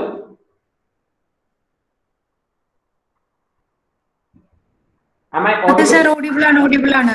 Okay. So, ഈ igneous geological formation എന്നതാണ് അതിന്റെ പാരന്റൽ ആയിട്ടുള്ള നമ്മുടെ ലിത്തോളജിക്കൽ കോൺസ്റ്റിറ്റ്യൂഷന്റെ പാരന്റൽ സ്ട്രക്ചർ. ഞാൻ വളരെ സർഫേഷ്യൽ ആയിട്ട് പറയുന്നത്, I'm not going in depth. ഇവിടെ നമുക്ക് ഒരു പ്രത്യേക കാര്യം നമുക്കിവിടെ നോക്കുക എന്ന് പറഞ്ഞു കഴിഞ്ഞാൽ ഡെയിലി ടെമ്പറേച്ചർ, നമ്മുടെ ഡെയിലി ടെമ്പറേച്ചർ സിറ്റുവേഷൻ എന്ന് പറയുന്നത് that is increasing like in 36 degrees Celsius, 32 degrees Celsius, above 30 degrees Celsius എന്നതാണ് ഒരു ആവറേജ് എബവ് 30 ഡിഗ്രി സെൽഷ്യസ് എന്ന് നമ്മുടെ ഒരു ആവറേജ് ആയിട്ടുള്ള ഒരു ടെമ്പറേച്ചർ സിറ്റുവേഷൻ ആയിട്ട് നമുക്ക് ഇവിടെ കാണുന്നുണ്ട്. ഇവിടെ ഈ above 30 degree Celsius average temperature ഉണ്ടാകുന്ന സമയത്ത് അതിന്റെ ഒരു റിയാക്ഷൻ എന്താണെന്ന് അറിയുന്നത് വെച്ച് കഴിഞ്ഞാല് minerals are getting expanded and in night time it is getting contracted. Rock മിനറൽസിന് ഒരുപാട് എക്സ്പാൻഷൻ കോൺട്രാക്ഷൻ സംഭവിച്ചു. That expansion and contraction results the breaking down of the rocks. Rocks in the large scale ആയിട്ടുള്ള breaking. ഇത് ഇന്നും ഇന്നലെയും മാത്രമല്ല, ഇത് കാലങ്ങളായി നടന്നുകൊണ്ടിരിക്കുന്നു. ഞാൻ ഇത് പറയുന്നത് this changes is happening since very long period of time. So അവിടെ വെള്ളം ഓരോ ക്രാക്കിലും പെരുകുമ്പോൾ, ഇപ്പൊ കഴിഞ്ഞ നമ്മൾ പലപ്പോഴും കാണും കേരളത്തിന്റെ പല മലമേഖലകളിലും ക്രാക്സ് നിർമ്മിക്കപ്പെടുന്നുണ്ട്. പ്രത്യേകിച്ച് rainfall periods it is getting exposed and that leads to the landslide situations. ആ ലാൻഡ്സ്ലൈഡ് സിറ്റുവേഷൻ എല്ലാം നിർമ്മിക്കപ്പെടുന്നത് ഇതിന്റെ ഒരു പ്രത്യേക ടോപ്പോഗ്രഫിക് ബിഹേവിയർ തന്നെയാണ്. ഇവിടെ ഹൈഡ്രോക്സിൽ ആൻഡ് അറ്റ്മോസ്ഫറിക് ഓക്സൈഡ്സിന്റെ ലാർജ് സ്കെയിൽ റിയാക്ഷൻസിന് ഏറ്റവും കൂടുതൽ എക്സ്പോസ്ഡ് ആയിട്ടുള്ള ഒരു മേഖലയാണ് നമ്മുടെ വെസ്റ്റേൺ ഗട്ട്സ് ടെറൈൻ എന്ന് പറയുന്നത്.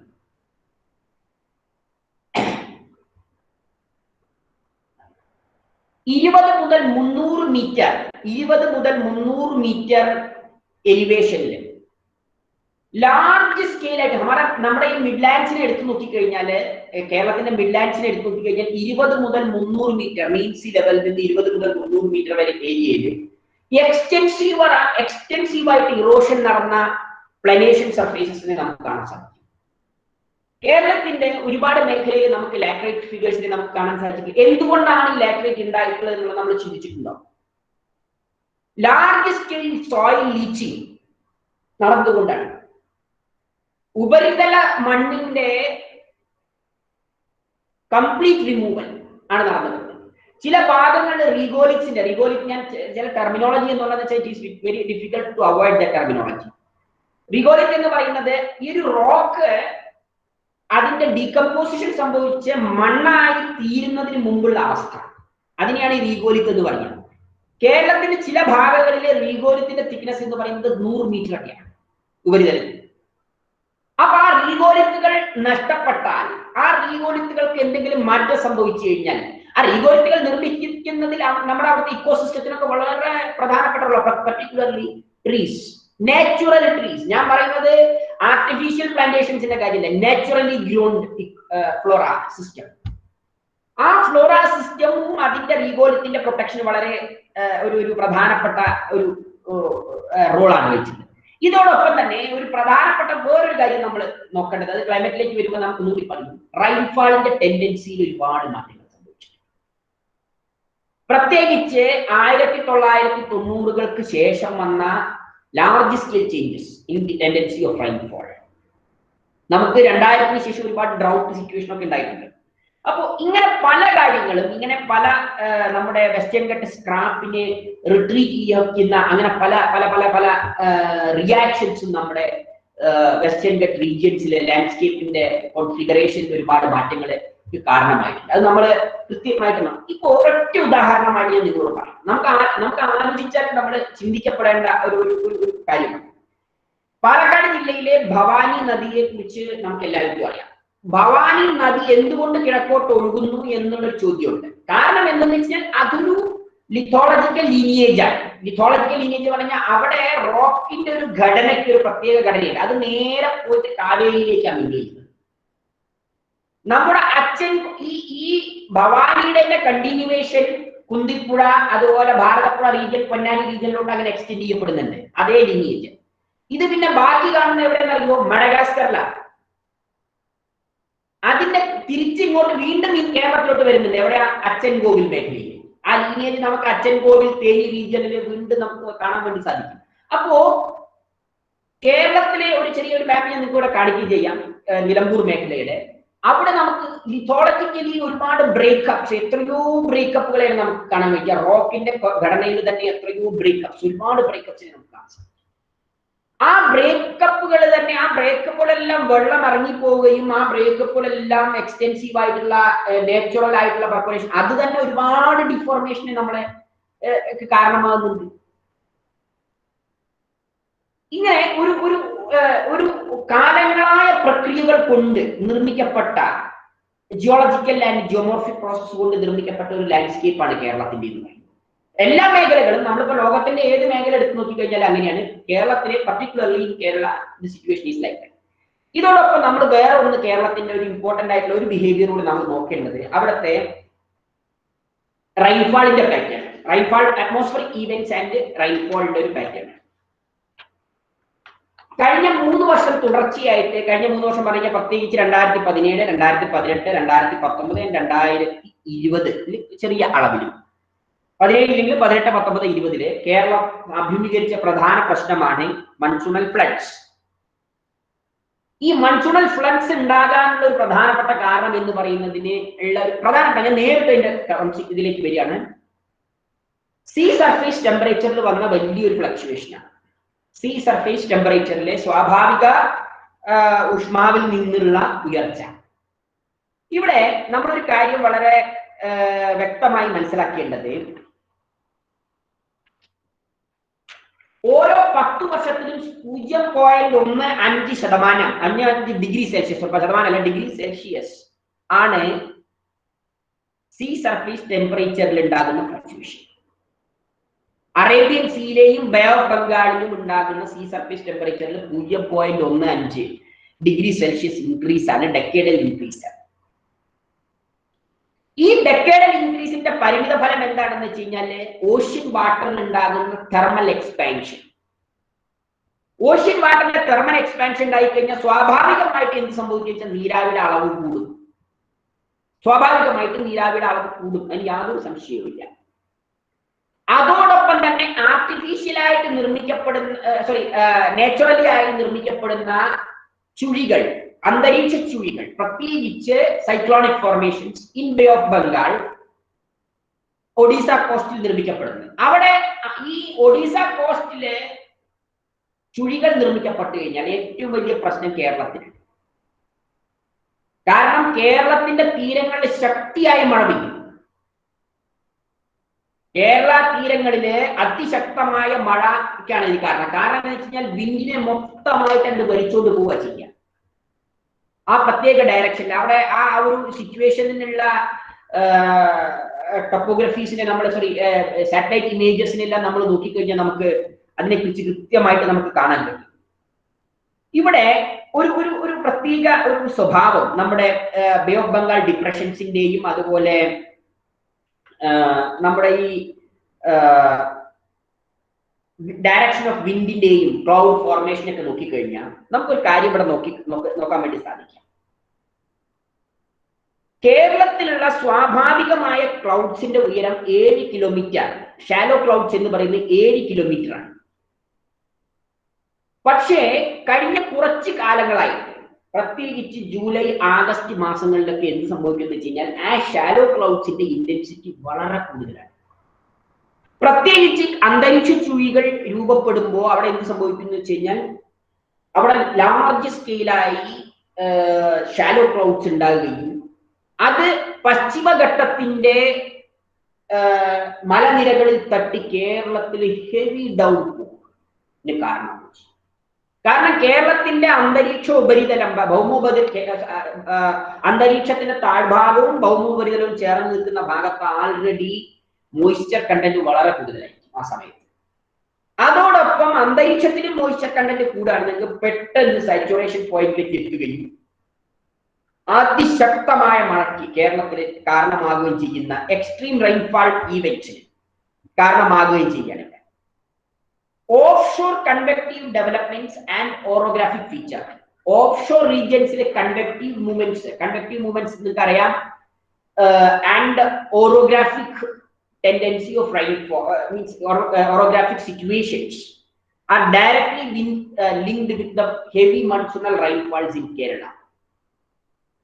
ഇവിടെ വേറൊരു പ്രത്യേക ഒരു സ്വഭാവം നമ്മൾ എടുത്തു നോക്കിക്കഴിഞ്ഞാൽ 1951 മുതൽ 2015 വരെയുള്ള റെയിൻഫാളിന്റെ കണക്കെടുത്ത് നോക്കുമ്പോൾ ഏകദേശം 6% റെയിൻഫാൾ ആണ് സൗത്ത് വെസ്റ്റ് മൺസൂണിൽ ഡിക്ലൈൻ ആയിട്ടുള്ളത്. പക്ഷെ 2015 ശേഷമുള്ള ടെൻഡൻസിയിലെ അതിന് ചെറിയ മാറ്റങ്ങൾ നമുക്ക് കാണാൻ സാധിക്കും. എന്തുകൊണ്ട് ആ മാറ്റങ്ങൾ? ഞാൻ ആൾറെഡി പറഞ്ഞു, temperature at the global level is getting increased. Global ലെവലിലുള്ള ടെമ്പറേച്ചറിൽ ഒരുപാട് മാറ്റങ്ങൾ നമുക്ക് കാണാൻ വേണ്ടി സാധിക്കും. ആ മാറ്റങ്ങളാണ് ഇന്ത്യയിലേക്ക് ഈ എക്സ്ട്രീം പ്രിസിപ്പിറ്റേഷൻ സിറ്റുവേഷനിലേക്ക് 2015 ശേഷം, പർട്ടിക്കുലർലി ആഫ്റ്റർ 2015 ശേഷം നമുക്ക് മുന്നിൽ ഇതൊരു എന്തുകൊണ്ട് 2015 എന്ന് പറഞ്ഞാൽ ഒരു മാർക്കറ്റ് പീരിയഡ് അല്ല, ക്യുമുലേറ്റീവ് ഇഫക്റ്റ് ആണ് സംഭവം. കാലങ്ങളാൽ ഉണ്ടാകുന്ന മാറ്റത്തിന്റെ കാരണം എന്താ വെച്ച് കഴിഞ്ഞാൽ ഏറ്റവും കൂടുതൽ ഗ്ലോബൽ വാർമിംഗ് അല്ലെങ്കിൽ സീ സർഫേസ് ടെമ്പറേച്ചർ അല്ലെങ്കിൽ അറ്റ്മോസ്ഫിയറിക് മോയ്സ്ചർ കണ്ടന്റിൽ എന്ത് ഫ്ലക്ച്വേഷൻ സംഭവിച്ചാലും ഏറ്റവും പെട്ടെന്ന് ബാധിക്കാൻ പോകുന്ന മേഖലകൾ എന്ന് പറഞ്ഞാൽ ഭൂമധ്യരേഖയോട് ചേർന്ന് കിടക്കുന്ന പ്രദേശങ്ങളിലാണ്. ഇവിടെ ഒരു കാര്യത്തെ കുറിച്ച് നമുക്ക് ഇവിടെ നമുക്ക് നോക്കാൻ വേണ്ടിയിട്ടുള്ള ഒരു പ്രധാനപ്പെട്ട ഈവന്റ്സ് എന്ന് പറയുന്നത്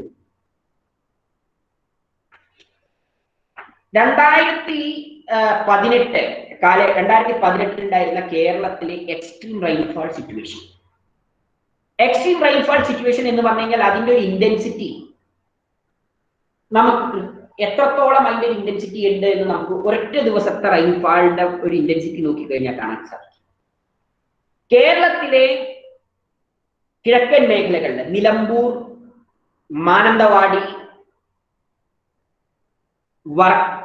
അതുപോലെ ഹോസ്ദുർഗ്, അതുപോലെ തന്നെ ഒറ്റപ്പാലം, ഈ റീജിയനിൽ പറഞ്ഞ കേരളത്തിന്റെ മിഡ്ലാൻഡ്സും കേരളത്തിന്റെ ഹൈലാൻഡ് റീജിയൻസും ഒരു മാസത്തിനിടയിൽ ഏകദേശം 1200 അല്ലെങ്കിൽ 1500 മില്ലിമീറ്റർ 150 മില്ലിമീറ്റർ മഴ വരെ സെന്റിമീറ്റർ മഴ വരെ ഒരൊറ്റ മാസം കൊണ്ട് ലഭിക്കുന്ന മേഖലകൾ ഉണ്ടായിരുന്നു. ഏകദേശം ഇതേ പാറ്റേൺ ആണ് 2019-ലും 2020-ലും, അല്ലെങ്കിൽ ഇതിനോട് ചേർന്ന് നിൽക്കുന്ന പാറ്റേൺ ആണ് 2019-ലും 2020-ലും നമുക്ക് കാണാൻ സാധിക്കും. ഇതിനൊക്കെ പ്രധാനപ്പെട്ട ഒരു റീസൺസ് എന്ന് പറയുന്നത് എന്താണെന്ന് അറിയുന്നു, ഈ ഗ്ലോബൽ അറ്റ്മോസ്ഫിയറിക് ടെമ്പറേച്ചറിൽ വരുന്ന പ്രധാനപ്പെട്ട മാറ്റം. ഇതിനെ നമുക്ക് തടയാൻ വേണ്ടിയിട്ടോ അല്ലെങ്കിൽ ഇതിന് നമുക്കൊരു മാറ്റം വരുത്താൻ വേണ്ടിയിട്ടോ പെട്ടെന്ന് നമുക്ക് സാധിക്കില്ല. സ്വാഭാവിക പ്രക്രിയയുണ്ട്, പക്ഷേ ആ സ്വാഭാവിക പ്രക്രിയയെ ട്രിഗർ ചെയ്യുന്ന രീതിയിൽ എന്ത് സംഭവിക്കുന്നു, ഹ്യൂമൻ ബീയിങ്സിന്റെ ഇടപെടലുകൾ അതിനെ ഒരുപാട് മാറ്റം വരുത്തുന്നുണ്ട്. ഇവിടെ average annual rainfall from 1901 to 2018 and the extreme event year 1924 and 2018 എന്നുള്ളൊരു ഫിഗർ ഞാൻ നിങ്ങൾക്ക് ഇവിടെ മുന്നിൽ വെച്ചിട്ടുണ്ട്. ഈ ഫിഗർ കൊണ്ട് ഞാൻ ഉദ്ദേശിക്കുന്നത് വേറെ ഒന്നുമല്ല, just I like to show you that ആ എക്സ്ട്രീം റൈൻ ഈവന്റ്സ് 1924-ലും 2018-ലെയും 1924 പറഞ്ഞാൽ ഒരു ലാർജ് സ്കെയിൽ ഫ്ലഡ് ഉണ്ടായ ഒരു ഹിസ്റ്റോറിക്കൽ ഇയർ ആണ് നമ്മുടെ കേരളത്തിൽ. പക്ഷെ ആ ഫ്ലഡിൽ നിന്നും 2015-ലെ ഫ്ലഡിന് ഒരുപാട് വ്യത്യാസമുണ്ട്. എങ്ങനെയെന്ന് വെച്ച് കഴിഞ്ഞാൽ അവിടെ ജൂലൈ മാസത്തിലാണ്, അത് ജൂലൈ മാസം അങ്ങനെ സ്പ്രെഡ് ആയിട്ടാണ് റെയിൻഫാൾ കിട്ടുന്നത്. പക്ഷെ ഇവിടെ എന്താ സംഭവിക്കുന്നത്, 1, 2, 3 അല്ലെങ്കിൽ 7 ഒരാഴ്ചക്കുള്ളിൽ അതിശക്തമായ മഴയാണ് 2018 ഷോർട്ട് ഡ്യൂറേഷന്റെ ഹെവി റെയിൻഫാൾ. അപ്പോ നമ്മുടെ ലാൻഡ്സ്ഫിയർ എന്ന് പറയുന്നത് ശക്തമായ കെമിക്കൽ വെതറിങ്ങിനെ എക്സ്പോസ് ചെയ്യുകയും നമ്മളിവിടെ പ്ലാന്റേഷൻ ക്രോപ്സിനെ കൾട്ടിവേറ്റ് ചെയ്യുകയും എല്ലാം. പിന്നെ വേറൊരു കാര്യം നിങ്ങളോട് പറയുന്നത്, ഹൈ ഡെൻസിറ്റി ആയ പോപ്പുലേറ്റഡ് റീജിയൻ ആണ് കേരളം എന്ന് പറയുന്നത്. എക്സ്ട്രീം ഹൈ ഡെൻസിറ്റി പോപ്പുലേഷൻ ആണ് നമ്മുടെ. ഇന്ത്യയിലെ മറ്റ് പല മേഖലകളെയും എടുത്തു നോക്കുമ്പോൾ ഗംഗ പ്ലെയിൻസ് ആൻഡ് അതർ റീജിയൻസിൽ ഉണ്ടെങ്കിൽ പോലും ഒരു സംസ്ഥാനത്ത് ഒന്നാകെ ഇത്രയും ജനസാന്ദ്രതയുള്ള ഒരു മേഖലയെ, ഒരു പ്രത്യേക മേഖലയെ നമുക്ക് ഒറ്റ ക്ലബായിട്ട് നമുക്ക് കാണാൻ വേണ്ടി സാധിക്കില്ല. അത് കേരളത്തിലുണ്ട്. കേരളത്തില് ഇതേ രൂപത്തിൽ തന്നെ നമ്മൾ ഈ റെയിൻഫാളിന്റെ ഈ ഒരു പാറ്റേണിന്റെ അതേ ഒരു ക്യാരക്ടറിസ്റ്റിക് ഒരു പ്രധാനപ്പെട്ട കേരളം അഭിമുഖീകരിക്കുന്ന അല്ലെങ്കിൽ ഒരു പ്രധാന പ്രശ്നമാണ് ഡ്രൈനേജിന്റെയും ലാൻഡ് യൂസിന്റെയും ക്യാരക്ടറിസ്റ്റിക്സ്. ഈ drainage and land use, land deformation, land use and stability ആണ് ബേസിക്കലി എന്ന് പറയുന്നത്. നമ്മുടെ വെസ്റ്റേൺ ഗട്ട്സിന്റെ സ്വാഭാവിക ഘടനയിൽ അല്ലെങ്കിൽ അതിന്റെ സ്വാഭാവികമായ ഒരു ഡിഫോർമേഷൻ പ്രോസസ്സിന് കഴിഞ്ഞ കുറച്ച് കാലങ്ങളായിട്ടുള്ള ഹ്യൂമൻ ബീയിങ്സിന്റെ ഇടപെടൽ കൊണ്ട് അതിലൊരുപാട് മാറ്റങ്ങൾ വന്നിട്ടുണ്ട്. ഇവിടെ ഒരു 1-2 കാര്യങ്ങൾ ഞാൻ നിങ്ങളോട് ഇൻ ജനറൽ പോയിന്റ് ഔട്ട് ചെയ്യാൻ ആഗ്രഹിക്കുകയാണ്. Steady state shifting of mosaic, the concept that was suggested by Bowman and Linkage in 1979. ഇത് ബോട്ടണിയിലെ ഒരു കൺസെപ്റ്റാണ്, ബോട്ടണിക്കൽ കൺസെപ്റ്റ് ആണ്. ഈ ബോട്ടണിക്കൽ കൺസെപ്റ്റിന്റെ അല്ലെങ്കിൽ ഒരു കൺസെപ്റ്റിന്റെ അടിസ്ഥാനത്തിൽ ഏതൊരു ഇക്കോസിസ്റ്റത്തിലെയും മൈഗ്രേഷൻ എന്ന് പറയുന്നത്, ഫോറസ്റ്റിന്റെ മൈഗ്രേഷൻ പർട്ടിക്കുലർലി, വളരെ സ്ലോ ആയിട്ടാണ് ഒരു ലാൻഡ്സ്കേപ്പിൽ ഫോറസ്റ്റിന്റെ മൈഗ്രേഷൻ ഉണ്ടാകുന്നത്. ഇവിടെ ട്രീ സ്പീഷീസിൽ വരുന്ന മാറ്റങ്ങൾക്ക് ഏകദേശം ഒരു കൊല്ലത്തിൽ 30 മുതൽ 40, ഒരു 100 കൊല്ലത്തിൽ, ഒരു കൊല്ലല്ല 100 കൊല്ലത്തിനിടയിൽ അല്ലെങ്കിൽ ഒരു സെഞ്ചുറിയിൽ 30 മുതൽ 40 കിലോമീറ്റർ വരെയാണ് ട്രീ സ്പീഷീസിന്റെ മൈഗ്രേഷൻസ് ഉണ്ടാവും. ട്രീ സ്പീഷീസിന്റെ at global level, particularly in the tropical and sub tropical regions, tree സ്പീഷീസിന്റെ മൈഗ്രേഷൻ 30 മുതൽ 40 കിലോമീറ്റർ ഓവർ എ സെഞ്ചുറി, ഒരു സെഞ്ചുറി, ഒരു 100 വർഷ സമയമാണ് എടുക്കുന്നത് അത്രയും മൈഗ്രേഷൻ ഉണ്ടാവുന്നതിന് വേണ്ടിയിട്ട്. പക്ഷേ ക്ലൈമറ്റ് ചേഞ്ച് ഇതിൽ ചെറുതായിട്ടുള്ള ഇതിനൊരു എഫക്റ്റ് ഉണ്ടായിട്ടുണ്ട്. ബട്ട് ഈ നാച്ചുറൽ ഇക്കോസിസ്റ്റത്തിൽ ഇപ്പൊ നമ്മുടെ ഈ ഭാഗത്തെ ഭൂപ്രദേശത്ത് അല്ലെങ്കിൽ കേരളം ഉൾപ്പെടുന്ന ഭൂപ്രദേശത്ത് സസ്യജാലങ്ങൾ ആ ലാൻഡിന്റെ ഡിഫോർമേഷനെയും അവിടെ ലഭിക്കുന്ന റൈൻഫാളിനെയും എല്ലാം അഡ്ജസ്റ്റ് ചെയ്തുകൊണ്ട് പ്രകൃതിദത്തമായി നിർമ്മിക്കപ്പെട്ട, അതിനെ അഡോപ്റ്റ് ചെയ്യപ്പെട്ട ഒരു ഇക്കോസിസ്റ്റമാണ് നമുക്ക് അവിടെ. പക്ഷെ ആ സ്വാഭാവിക ഇക്കോസിസ്റ്റത്തെ ഹ്യൂമൻ ബീയിങ്സിന്റെ ഇന്ററാക്ഷൻ കൊണ്ട് ഒരുപാട് മാറ്റങ്ങൾ നമ്മൾ അവിടെ വരുത്തിയിട്ടുണ്ട്. അനിയന്ത്രിതമായ, കാരണം ഹ്യൂമൻ ബീയിങ്സിന്റെ സർവൈവലിന് വേണ്ടി നാച്ചുറൽ സിസ്റ്റത്തെ നമുക്ക് ഉപയോഗിക്കണം. പക്ഷേ ഇവിടെ ചെയ്ത എന്താ, അനിയന്ത്രിതമായ ഇടപെടലുകളാണ് നമ്മൾ അവിടെ നടത്തിയത്. ആ അനിയന്ത്രിതമായ ഇടപെടലിന്റെ ഒരു പരിണാമം ഞാൻ ഇവിടെ നിങ്ങൾക്ക് ഒരു ഫോട്ടോഗ്രാഫിലേക്ക് കാണിക്കാം. The landscape of Kavalappara, Malappuram, 2007-2020. വ്യത്യാസം നിങ്ങൾക്ക് ഇവിടെ നോക്കിയാൽ കാണാൻ സാധിക്കും. കവളപ്പാറ മലപ്പുറം ആരും മറന്നിട്ടില്ലല്ലോ. 2001 മുതൽ 2015 വരെ എല്ലാ വർഷവും റെയിൻഫാള് ഡെഫിസിറ്റ് ആയി. നമുക്ക് റെയിൻഫാളിന്റെ എമൗണ്ട് വളരെ ഡെഫിഷ്യന്റ് റെയിൻഫാൾ ആയിരുന്നു നമുക്കുണ്ടായിരുന്നു. പക്ഷേ 2017 ശേഷം എന്ത് സംഭവിച്ചു? സഡൻ ആയിട്ടുള്ള റെയിൻഫാൾ ഇൻക്രീസ് ഉണ്ടായി, റാപ്പിഡ്. സ്വാഭാവിക ആവാസ വ്യവസ്ഥയെ അല്ലെങ്കിൽ സ്വാഭാവികമായ നമ്മുടെ ഈ സിസ്റ്റത്തിനെ ചേഞ്ച് ചെയ്യുന്ന രീതിയിലാണ് നമ്മൾ എന്ത് ചെയ്തത്. അവിടെ നിങ്ങൾ ഈ സ്ലൈഡില് ചില ലൈൻസ് കാണാൻ സാധിക്കും. ഈ ലൈൻസ് ഇട്ടിരിക്കുന്നത് എന്ന് പറഞ്ഞു കഴിഞ്ഞാൽ ജിയോളജിക്കൽ ബ്രേക്കപ്സ് ആണ്, അല്ലെങ്കിൽ അതിന് പറയുക ലീനിയമെന്റ്സ് എന്ന് പറയും. ഈ ഇങ്ങനത്തെ ലീനിയമെന്റ്സ് നിറയുണ്ട് ത്രൂ ഔട്ട് കേരള. കാരണം കേരളത്തിന്റെ ക്രട്ടോണിക് അല്ലെങ്കിൽ ഇഗ്നിയസ് ഫോർമേഷനിലെ ഇങ്ങനെയുള്ള ലീനിയമെന്റ്സ് ഈസ് വെരി കോമൺ. ആ ലീനിയമെന്റ്സ് എല്ലാം ഗ്രൗണ്ട് വാട്ടറിന്റെ പ്രിസർവിംഗ് സ്റ്റേജസ് ഓഫ് റീജിയൻസ് ആണ്. അവിടെ എല്ലാം എന്ത് സംഭവിക്കുന്നുണ്ടെന്ന് അറിയോ? നമ്മളെ സ്വാഭാവികമായിട്ടുള്ള വെള്ളത്തിന്റെ മൂവ്മെന്റ്സിനൊക്കെ തടഞ്ഞു കഴിഞ്ഞാൽ അത് വളരെ മോശമായി നമ്മുടെ എക്സിസ്റ്റൻസിനെ ബാധിക്കും. റെയിൻഫാളിന്റെ എമൗണ്ട് ഓഫ് ഇൻക്രീസില് പെട്ടെന്നുണ്ടായ മാറ്റം എന്ത് സംഭവിച്ചു എന്ന് വെച്ച് കഴിഞ്ഞാൽ, നമ്മൾ സ്വാഭാവികമായി ഓരോ വെള്ളച്ചാലുകൾ നിർമ്മിക്കപ്പെട്ടിട്ടുണ്ട് പ്രകൃതിയിൽ. ആ വെള്ളച്ചാലുകളെല്ലാം നമ്മൾ റബ്ബർ കൾട്ടിവേഷനും അങ്ങനത്തെ ഇങ്ങനത്തെ പ്ലാന്റേഷനും ഒക്കെ നടത്തി കേരളത്തിന്റെ പ്രത്യേകിച്ച് കോറി, പശ്ചിമഘട്ട മേഖലയിൽ ശക്തമായ ഗ്രാനൈറ്റ് കോറീസ് ഉണ്ട്, ശക്തമായിട്ടുള്ള ലാറ്ററൈറ്റ് കോറിയും ഉണ്ട്. അതെല്ലാം ഒരു ആർട്ടിഫിഷ്യൽ വാട്ടർ ടാങ്ക് ട്രിഗറിംഗ് സ്റ്റേറ്റിലാണ് ഇരിക്കുന്നത്. The coordinator, can I continue for next 10 minutes more? Sir, തുടരാം.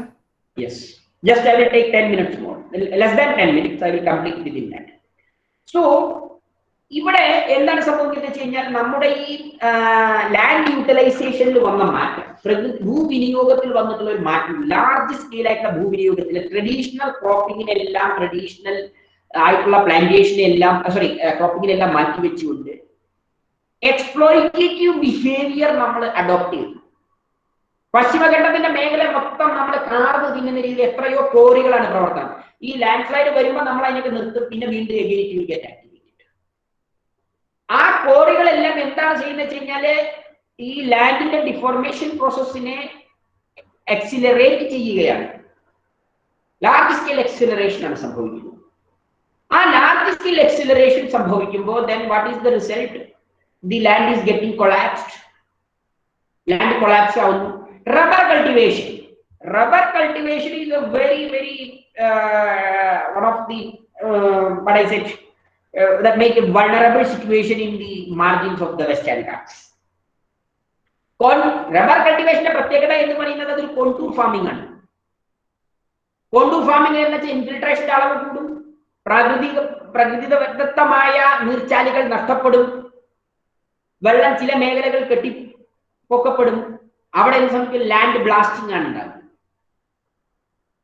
ഇതിന്റെ എല്ലാം പിന്നെ വേറെ പ്രധാനപ്പെട്ട ഒരു കാര്യങ്ങൾ എന്ന് പറയുന്നത് വെച്ച് കഴിഞ്ഞാല് കഴിഞ്ഞ കുറച്ച് കാലങ്ങളായിട്ട് കേരളത്തിന്റെ മണ്ണിന്റെ സ്വാഭാവികമായ മണ്ണിന്റെ നിർമ്മിതിയില് ക്ലേ ഫോർമേഷൻ വളരെ കൂടുതലായിട്ട് നമുക്ക് കാണാൻ സാധിക്കും. എന്തുകൊണ്ടാണ് ഈ ക്ലേ ഫോർമേഷൻ ആയിട്ട് ലാർജ് സ്കെയിൽ ഉണ്ടാകുന്നത് വെച്ച് കഴിഞ്ഞാൽ അതിന്റെ പ്രധാനപ്പെട്ട കാരണം കേരളത്തിന്റെ ഉണ്ടായ നഗരവൽക്കരണം, അതോടൊപ്പം നഗരവൽക്കരണം എങ്ങനെയെന്ന് വെച്ച് കഴിഞ്ഞാൽ ലാൻഡിന്റെ ബിഹേവിയർ തന്നെ നഷ്ടപ്പെടുകയാണ്. ലാൻഡിന്റെ ബിഹേവിയർ തന്നെ നഷ്ടപ്പെടുന്നു എന്ന് പറഞ്ഞാൽ പാഡി ഫീൽഡ്സ് എല്ലാം റിലോഡഡ് ആവുകയാണ്, അല്ലെങ്കിൽ പാഡി ഫീൽഡിലെല്ലാം നഷ്ടപ്പെടുത്തുകയാണ്. നദീ തടങ്ങൾ കയ്യേറിക്കൊണ്ട് നമ്മൾ സ്വാഭാവികമായിട്ടുള്ള നദിയുടെ മൂവ്മെന്റിനെ നമ്മൾ എഫക്ട് ചെയ്തിട്ടുണ്ട്. അതിന്റെ കോൺഫിഗറേഷനെ നമ്മൾ ഇൻഫ്ലുവൻസ് ചെയ്തിട്ടുണ്ട്.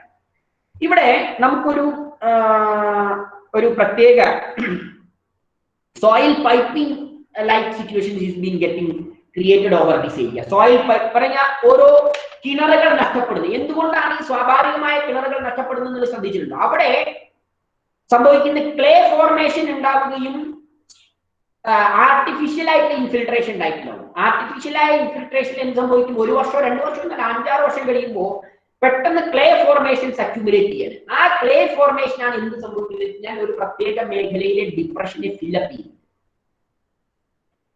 കവളപ്പാറ ലാൻഡ് സ്ലൈഡ് എല്ലാം എന്ന് പറയുന്നത് it is the result of human actions, human ബീങ്സിന്റെ ആക്ഷൻസ് കാരണമാണ്. പക്ഷെ അവിടെ നഷ്ടപ്പെട്ട ജീവനുകൾ എന്ന് പറയുന്നതിന്റെ ഒരു കണക്കൊക്കെ ഒന്ന് എടുത്തു നോക്കണം നമുക്ക്. ആവാസ വ്യവസ്ഥയെ തകിടം മറിക്കുന്ന വികസന പ്രവർത്തനങ്ങൾ, അല്ലെങ്കിൽ നമ്മുടെ ഫിസിയോഗ്രഫിയോടും നമ്മുടെ ക്ലൈമറ്റിനോടും ഇണങ്ങാത്ത ലാൻഡ് യൂസ് പ്രാക്ടീസസ് ആണ് നമ്മൾ ഫോളോ ചെയ്യുന്നത്. ഇവിടെ വേറൊരു പ്രധാനപ്പെട്ട ഒരു point that I would like to highlight. കേരളത്തിലെ നഷ്ടപ്പെടുന്ന തണ്ണീർത്തടങ്ങൾ ഒരു ടെൻഡൻസിയാണ്. നഷ്ടപ്പെടുന്ന തണ്ണീർത്തടങ്ങൾ എന്ന് പറയുന്നത് ഇവിടെ നമുക്ക് നോക്കി area under paddy cultivation in Kerala from 1956 to 2018.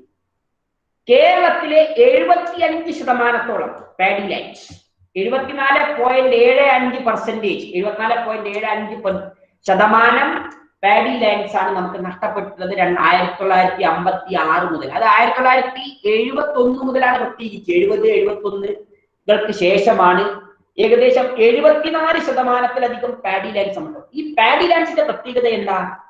Paddy ലാൻഡ്സിന്റെ importance എന്ന് പറയുന്നത് it is act as wetland, സ്വാഭാവിക തണ്ണീർത്തടങ്ങളായി പ്രവർത്തിക്കുന്ന മേഖലകളാണ്. നമ്മുടെ ഒരു പഠനത്തില് നമുക്ക് കാണാൻ സാധിച്ചത് പാലക്കാട് ജില്ലയിലെ കരിമ്പുഴ മേഖലയിൽ നടത്തിയ പഠനത്തിൽ നമുക്ക് കാണാൻ സാധിച്ചത്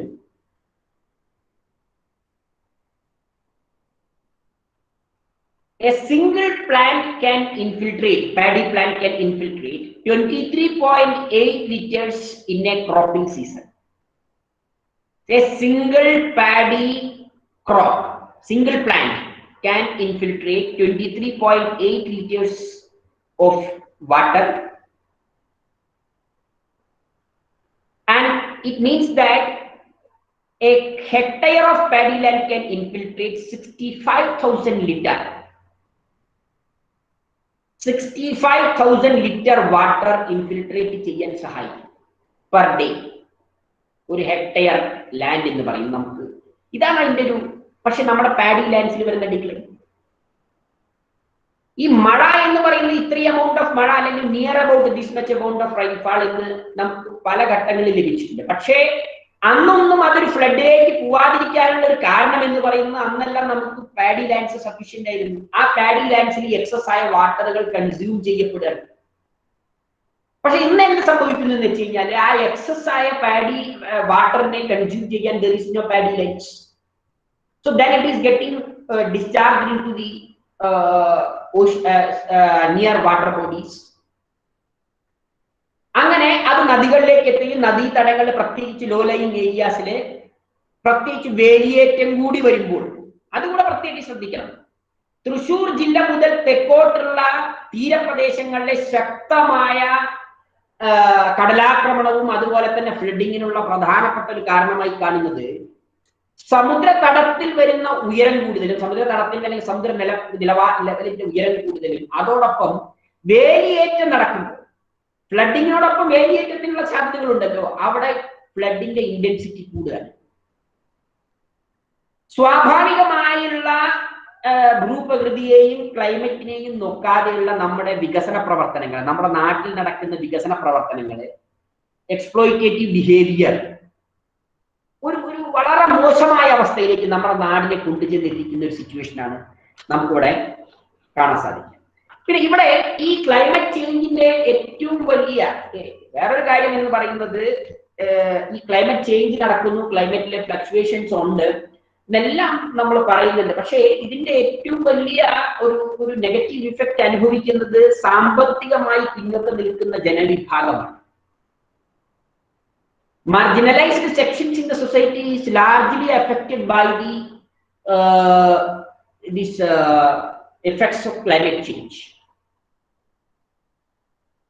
ഇവിടെ പ്ലാന്റേഷൻ അഗ്രികൾച്ചർ നടത്തുന്നത് പൈസ പാവപ്പെട്ടവരല്ല. That is being done by the rich people, corporates. Paddy land in a conversion നടത്തി urbanization construction, urban construction is being not by the poor people, it is being done by the rich. പക്ഷേ ആ rich is not getting affected, that rich is not getting affected by this the flood or not getting affected by the landslides or any other issues. So ഇവിടെ നമ്മൾ മനസ്സിലാക്കേണ്ട കാര്യം എന്തെന്ന് വെച്ച് കഴിഞ്ഞാൽ ഒരു സുസ്ഥിരമായിട്ടുള്ള ഒരു പ്രദേശത്തിന്റെ വികസനത്തിന് അല്ലെങ്കിൽ ഒരു വെൽഫെയർ ആയിട്ടുള്ള ഒരു സൊസൈറ്റിയുടെ എസ്റ്റാബ്ലിഷ്മെന്റിന് ആ ഓരോ പ്രദേശത്തെയും മനസ്സിലാക്കാതെ അവിടുത്തെ സ്വാഭാവിക ലാൻഡ്സ്കേപ്പിനെയും അവിടുത്തെ ക്ലൈമറ്റിക് സിറ്റുവേഷനെയും മനസ്സിലാക്കാതെ അവിടെ വളരുന്ന വൃക്ഷങ്ങളെയും അല്ലെങ്കിൽ അവിടുത്തെ ഇക്കോസിസ്റ്റത്തിൽ പ്രകൃതിയുടെ ഇക്കോസിസ്റ്റത്തിൽ, ഞാൻ പറയുന്ന ആർട്ടിഫിഷ്യൽ ഇക്കോസിസ്റ്റം അല്ല, പ്രകൃതിയുടെ ഇക്കോസിസ്റ്റത്തിൽ ജീവിക്കുന്ന വളരുന്ന അവിടുത്തെ ജീവജന്തുജാലങ്ങളെ മനസ്സിലാക്കാത്ത ഒരു വികസനവും സ്ഥായിയായിട്ട് കേരളത്തിൽ സ്വാഭാവികമല്ല. കേരളത്തിൽ എന്നല്ല എവിടെയും സ്വാഭാവികമല്ല, പക്ഷേ കേരളത്തിൽ പ്രത്യേകിച്ച്. കാരണം Kerala is going to experience the impacts of climate change. So by these words I am completing my introduction with this lecture. So if there is any questions, not only questions, also you can share your ideas here in this platform. Thank you. Thank you so much, sir, for this section. In നിങ്ങൾക്ക് എന്തെങ്കിലും doubts ഉണ്ടെങ്കിൽ സാറിനോട് ചോദിച്ച് clear ചെയ്യാം.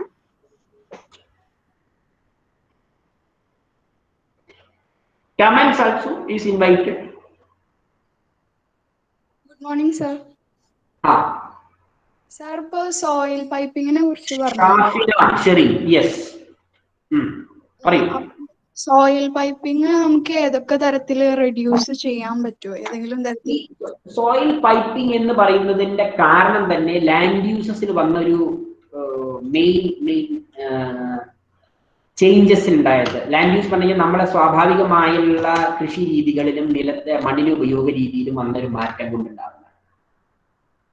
ഞാൻ പറഞ്ഞു നിങ്ങളുടെ അടുത്ത് ഈ ഒരു മാപ്പ് ഞാൻ അവിടെ കാണിച്ചപ്പോൾ അവിടെ കുറെ ലൈൻസ് ഇട്ടിട്ടുണ്ടായിരിക്കും. ആ ലൈൻസ് എന്ന് പറയുന്നത് നമ്മുടെ റോക്കിന്റെ, നമ്മുടെ അണ്ടർലൈൻ റോക്കിന്റെ ഉള്ള ക്രാക്സും ഫിഷേഴ്സും ആണ്. ആ ക്രാക്സും ഫിഷേഴ്സും കാലങ്ങളായിട്ട് അതിലെ കെമിക്കൽ റിയാക്ഷൻസ് ആണ് വെള്ളം ഇൻഫിൽട്രേറ്റ് ചെയ്തിട്ട് അവിടെ സോയിൽ, ആ റോക്ക് സോയിലായിട്ട് മാറിയിട്ടൊക്കെ ഉണ്ടാവും.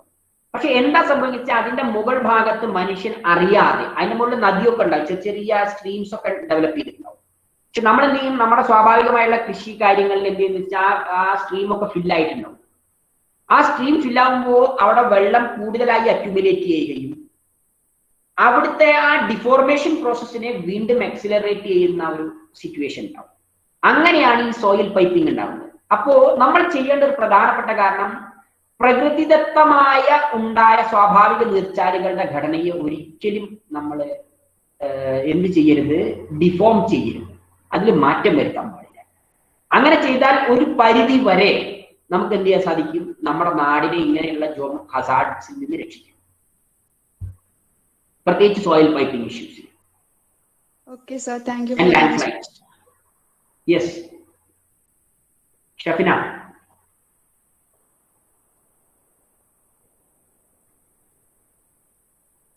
Hello sir. യെസ്. സാധാരണയായിട്ട് ഇപ്പൊ മഴയുടെ റേറ്റ് കുറയുമ്പോൾ അതൊരു വരൾച്ചയ്ക്കൊക്കെ കാരണമാവാറുണ്ട്. ഇപ്പൊ നമ്മളുടെ നാട്ടില് ഇത്രയൊക്കെ മഴ ലഭിച്ചിട്ടും അതിപ്പോ ഒരു ഫ്ലഡിങ്ങിന് കാരണമായിട്ടും കൂടി എന്തുകൊണ്ടാണ് പല സ്ഥലത്തും ഇപ്പോഴും ജലക്ഷാമം നേരിടുന്നത്?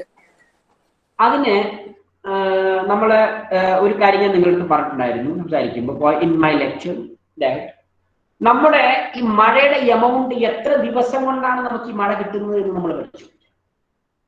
ചെറിയ ഡ്യൂറേഷനില് പെട്ടെന്ന് മഴ പെയ്യും, വളരെ കുറഞ്ഞ ഡ്യൂറേഷനിൽ ഹൈ ഇന്റൻസിറ്റി റെയിൻഫാൾ. അപ്പൊ ഈ ഹൈ ഇന്റൻസിറ്റി റെയിൻഫാൾ ഉണ്ടാവുമ്പോൾ എന്താ സംഭവിക്കുന്നത് വെച്ച് കഴിഞ്ഞാൽ, ഒന്ന് ഉപരിതലത്തിലെ ലാർജ് സ്കെയിൽ ഹ്യൂമൻ ഇന്ററാക്ഷൻസും കാരണം ഉപരിതലത്തിലെ മണ്ണ് സ്വാഭാവിക മണ്ണില്ലാത്തതുകൊണ്ട് വെള്ളം പെട്ടെന്ന് ഒലിച്ചു പോകുന്ന അവസ്ഥ നിർമ്മിക്കപ്പെടുന്നു.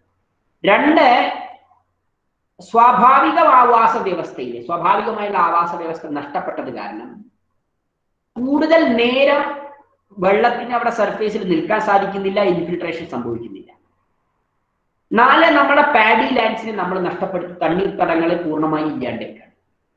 അപ്പോ നമ്മുടെ റൺ ഓഫ് റേറ്റ്, ഈ 3-4 കാരണങ്ങൾ കാരണം നമ്മുടെ റൺ ഓഫ് റേറ്റ് വളരെ കൂടുതലാണ്.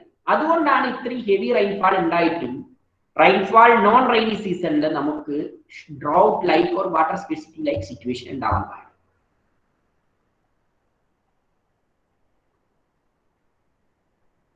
അശാസ്ത്രീയമായിട്ടുള്ള റെയിൻ പിറ്റ്സ് വരെ വയനാട്ടിലെല്ലാം കൃത്യമായി കാണുന്നുണ്ട്. ചില പഠനങ്ങൾ തെളിയിച്ചിട്ടുണ്ട്, അശാസ്ത്രീയമായി നിർമ്മിക്കപ്പെട്ട മഴക്കുഴികൾ വരെ ലാൻഡ് സ്ലൈഡിന് കാരണമായിട്ടുണ്ട്.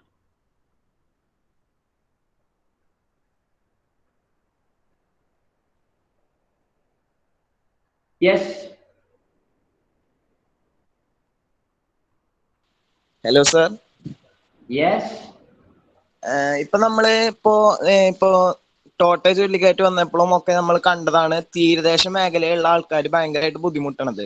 അതായത് പെട്ടെന്ന് തന്നെ അവരെ വീടുകളിലേക്ക് വെള്ളം കയറിയിട്ടും അതായത് മണ്ണ് കയറിയിട്ടും ഒക്കെ ആകെ പ്രശ്നങ്ങൾ ഉണ്ടാവണ നമ്മൾ കണ്ടാണ്. അപ്പൊ അതിനെ പ്രതിരോധിക്കാൻ അവർക്കൊരു സംരക്ഷണം കൊടുക്കാൻ നമുക്ക് എന്താ ചെയ്യാൻ പറ്റും?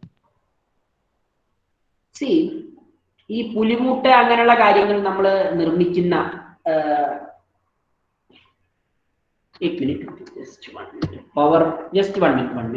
power issues are there.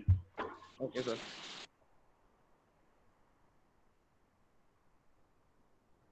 Yes.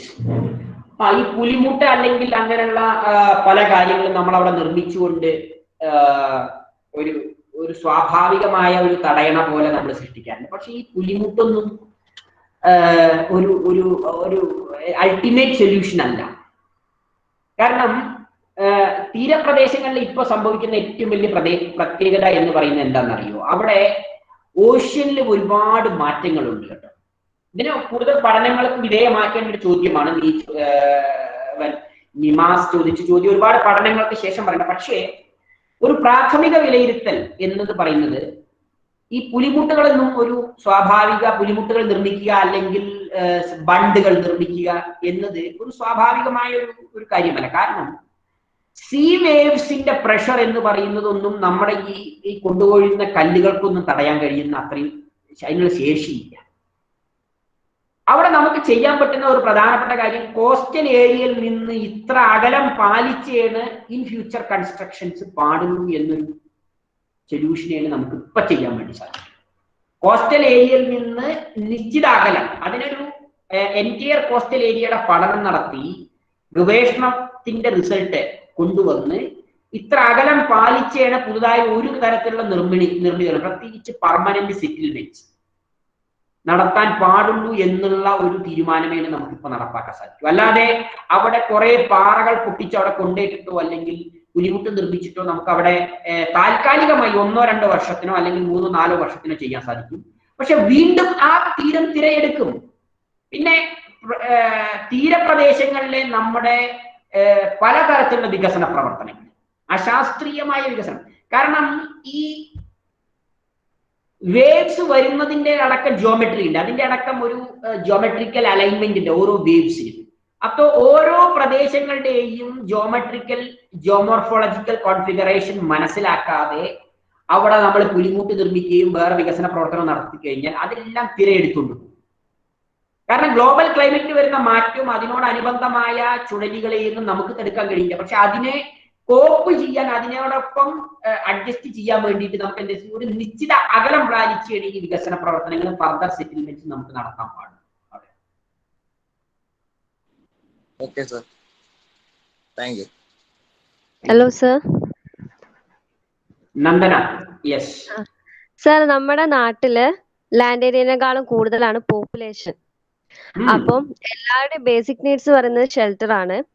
Basic നീഡ്സിൽ ഒന്ന് ഷെൽട്ടർ ആണ്. അപ്പൊ നമ്മുടെ എൻവയോൺമെന്റ് അല്ലെങ്കിൽ ലാൻഡ്സ്കേപ്പ് ഡിസ്ട്രോയ് ചെയ്യാണ്ട് എങ്ങനെയാണ് ഷെൽട്ടർ ഉണ്ടാക്കാൻ എന്തെങ്കിലും ഓപ്പർച്യൂണിറ്റീസ് ഉണ്ടോ?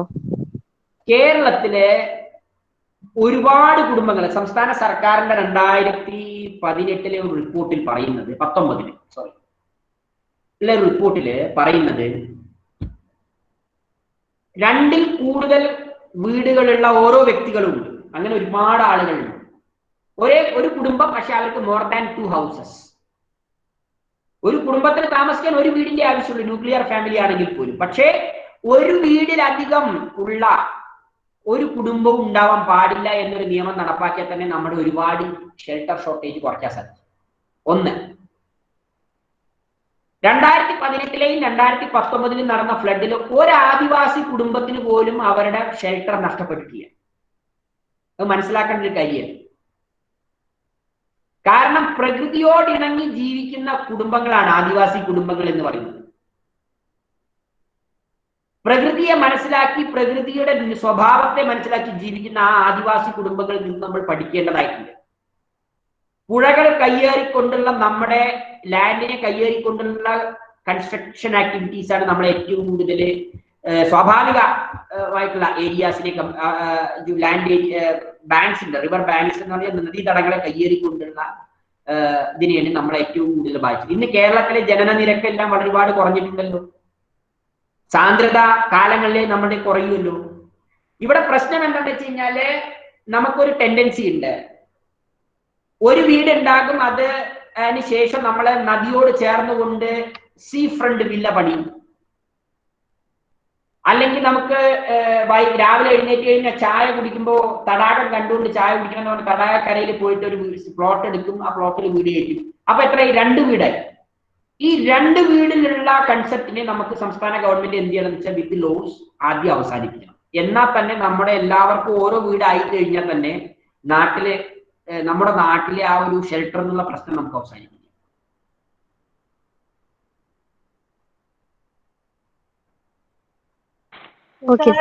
ഒരു ഐഡിയൽ ലാൻഡ്സ്കേപ്പ് എങ്ങനെയായിരിക്കണം?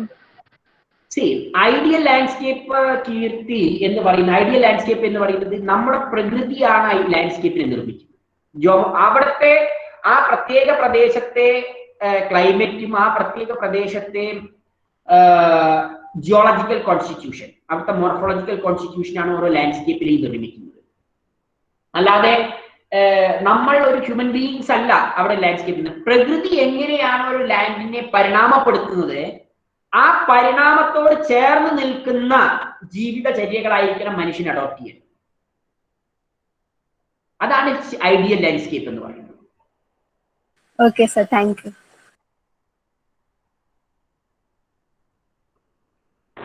ഹലോ സാറേ, നമ്മുടെ ഈ കൊറോണ സിറ്റുവേഷനിൽ നമ്മുടെ ക്ലൈമറ്റിൽ വല്ല മാറ്റങ്ങൾ നന്നായിട്ട് വന്നിട്ടുണ്ടെന്നൊക്കെ റിപ്പോർട്ടുകൾ വന്നിരുന്നു. അതിനെ പറ്റിയിട്ട് സാറിന്റെ അഭിപ്രായം എന്താണെന്ന് അറിയാനായിരുന്നു. ഇതൊരു മൈനർ ചേഞ്ചസ് ആണ്, ഇക്കോ സിസ്റ്റത്തിലുണ്ടായ മൈനർ ചേഞ്ചസ് ആണ് അതുള്ളൂ. അല്ലാണ്ട് ഒരു മേജർ ചേഞ്ച് എന്ന് പറയാൻ വേണ്ടിയിട്ടൊന്നും ഉണ്ടായിട്ടില്ല. മൈനർ ചേഞ്ചസ് എന്ന് പറഞ്ഞു കഴിഞ്ഞാൽ അർബൻ ഏരിയാസിൽ വാഹനങ്ങൾ കമ്മിയായപ്പോൾ അവിടെ സ്വാഭാവിക പ്രകൃതി സ്ഥിതി നഷ്ടം. അപ്പൊ എത്ര പെട്ടെന്നാണ് നമ്മുടെ പ്രകൃതി റീഗെയിൻ ചെയ്യുന്ന. നമ്മളിപ്പോ ഒരു ചെറിയ മോഡിഫിക്കേഷൻ എങ്കിലും നമ്മുടെ ലൈഫ് സ്റ്റൈൽസിൽ വന്നു. ഇപ്പൊ ഞാൻ പറഞ്ഞില്ലേ, വീടുകളുടെ കൺസ്ട്രക്ഷൻ. ഒരു വ്യക്തിക്ക് ഒരു വീടുള്ളപ്പോ, ഒരു വാസയോഗ്യമായ ഒരു വീടുള്ളപ്പോ രണ്ടാമതൊരു വീട് വെക്കുന്നതിനെ അവന് അനുമതി നൽകാതിരുന്നാൽ തന്നെ നമ്മളെ പ്രകൃതി ചൂഷണത്തെ ഒരളവ് വരെ നമുക്ക് ഇല്ലാണ്ടേ. നമുക്ക് ചെയ്യാൻ പറ്റുന്ന ഒരു കാര്യമാണ്. അല്ലാതെ ഈ കൊറോണ ടൈമിൽ ഉണ്ടായ ഒരു സ്വാഭാവികമായ അടച്ചൽ എന്ന് പറഞ്ഞ ഒരു നാച്ചുറൽ ഹീലിംഗ്, എത്ര ചെറിയ പീരിയഡ് ഓഫ് ടൈമിലാണ് നേച്ചർ തന്നെ സ്വന്തമായി ഹീൽ ചെയ്യപ്പെടുന്നത് എന്നുള്ളത് നമുക്ക് നോക്കിക്കാണാൻ സാധിക്കില്ല. അപ്പോ നമ്മുടെ സ്വാഭാവിക ജീവിതത്തിൽ തന്നെ നമ്മൾ പ്രകൃതിയോട് ഇണങ്ങി ജീവിക്കാൻ തുടങ്ങിക്കഴിഞ്ഞാൽ that makes a major change in our landscape.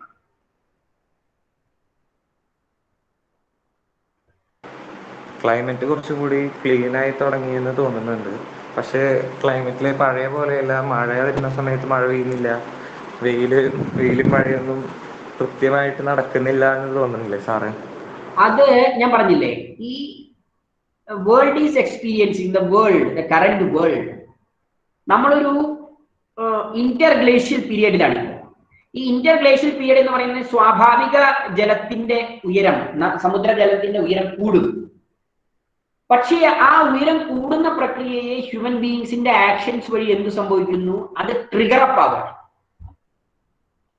അത് വേഗത്തിലാവുകയാണ് ചെയ്യുന്നത്. നമ്മളുടെ ഒരു ആക്ഷൻസ് കുറച്ച് കമ്മിയായി കഴിഞ്ഞാൽ അത് കുറച്ച് കുറയും.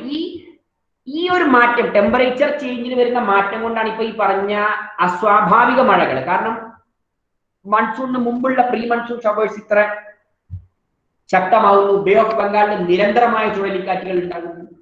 ഇതെല്ലാം എന്താണ് കാണിക്കുന്നതെന്ന് വെച്ച് കഴിഞ്ഞാല് ഈ ക്ലൈമറ്റ് ചേഞ്ചസിന്റെ സിംറ്റംസ് ആണ്, ഇൻക്രീസിങ് സിംറ്റംസ് ആണ് ഇതെല്ലാം കാണിക്കുന്നത്. ഇത് ഹ്യൂമൻ ബീയിങ്സിന്റെ മാത്രം കാരണമാണെന്ന് നമ്മൾ പറയില്ല. പക്ഷേ ഇതിന്റെ ഇന്റൻസിറ്റിയെ കൂട്ടുന്നതിന് വേണ്ടി it has been largely contributed by the anthropogenic actions.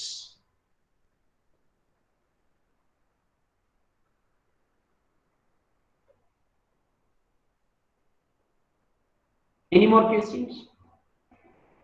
Sir, കേരളത്തിൽ ഫ്ലഡ് വന്ന ടൈമിൽ ന്യൂസിലാൻഡിൽ മോഡൽ നമ്മൾ സ്വീകരിക്കുന്നു പറഞ്ഞ് ചർച്ചകളൊക്കെ മുന്നേ പോയിട്ടുണ്ടായിരുന്നു. അതിനെ പറ്റിയിട്ട് പിന്നെ ഒരു ഫർദർ റിപ്പോർട്ട് ഉണ്ടായിട്ടില്ല എന്നാണ് എനിക്ക് തോന്നുന്നത്. സാറിന് ന്യൂസിലാൻഡ് മോഡൽ എന്ന് പറയുന്നത്, ന്യൂസിലാൻഡിന്റെ ഒരു പോപ്പുലേഷനെ നമ്മൾ ശ്രദ്ധിച്ചിട്ടുണ്ടോ? അപ്പൊ ഞാൻ ലാസ്റ്റ് വെച്ചിട്ട് നിങ്ങളോട് എന്താ പറയാൻ കാരണം എന്ന് വെച്ച് കഴിഞ്ഞാൽ, നമ്മളെപ്പോഴും സയൻസ് മാത്രം പറഞ്ഞാൽ പോരാ. മാനവിക മുഖമില്ലാത്ത ശാസ്ത്രം കൊണ്ട് ഒരർത്ഥവുമില്ല. മാനവിക മുഖം, സയൻസിന് ഹ്യൂമാനിറ്റേറിയൻ ഫേസ് ഇല്ലെങ്കിൽ ആ സയൻസ് കൊണ്ട് ഒരർത്ഥവുമില്ല. അങ്ങനെ ഫിസിക്സ് ചെയ്തിട്ടോ കെമിസ്ട്രി ചെയ്തിട്ടോ ബയോളജിയോ അല്ലെങ്കിൽ സയൻസിന് പ്രാക്ടീസ് ചെയ്തിട്ടൊന്നും ഒരു അർത്ഥവുമില്ല. ന്യൂസിലാൻഡിന്റെ മോഡൽ നമ്മൾ അഡോപ്റ്റ് ചെയ്യണം, അല്ലെങ്കിൽ സ്കാൻഡിനേവിയൻ കൺട്രി മോഡൽസ് നമ്മൾ അഡോപ്റ്റ് ചെയ്യണമെന്നുണ്ടെങ്കിൽ നമ്മുടെ ഓരോ ഇൻഡിവിജ്വലിനും ആ ഒരു ബോധം അവസ്ഥയിലേക്ക് നമ്മൾ എലിവേറ്റ്. നമ്മുടെ സ്റ്റേറ്റിന് അതിനുള്ള കപ്പാസിറ്റി ഉണ്ടാവും. സ്റ്റേറ്റ് എന്ന് പറഞ്ഞു കഴിഞ്ഞാൽ ദ അഡ്മിനിസ്ട്രേറ്റീവ് ബോഡി, അതിനുള്ള ശേഷി ഉണ്ടായിരിക്കണം. ആ ശേഷി സ്റ്റേറ്റിന് ഇല്ലാത്തിടത്തോളം കാലം പ്രഖ്യാപനങ്ങളായി മാത്രമേ ഇതെല്ലാം നിലനിൽക്കുള്ളൂ.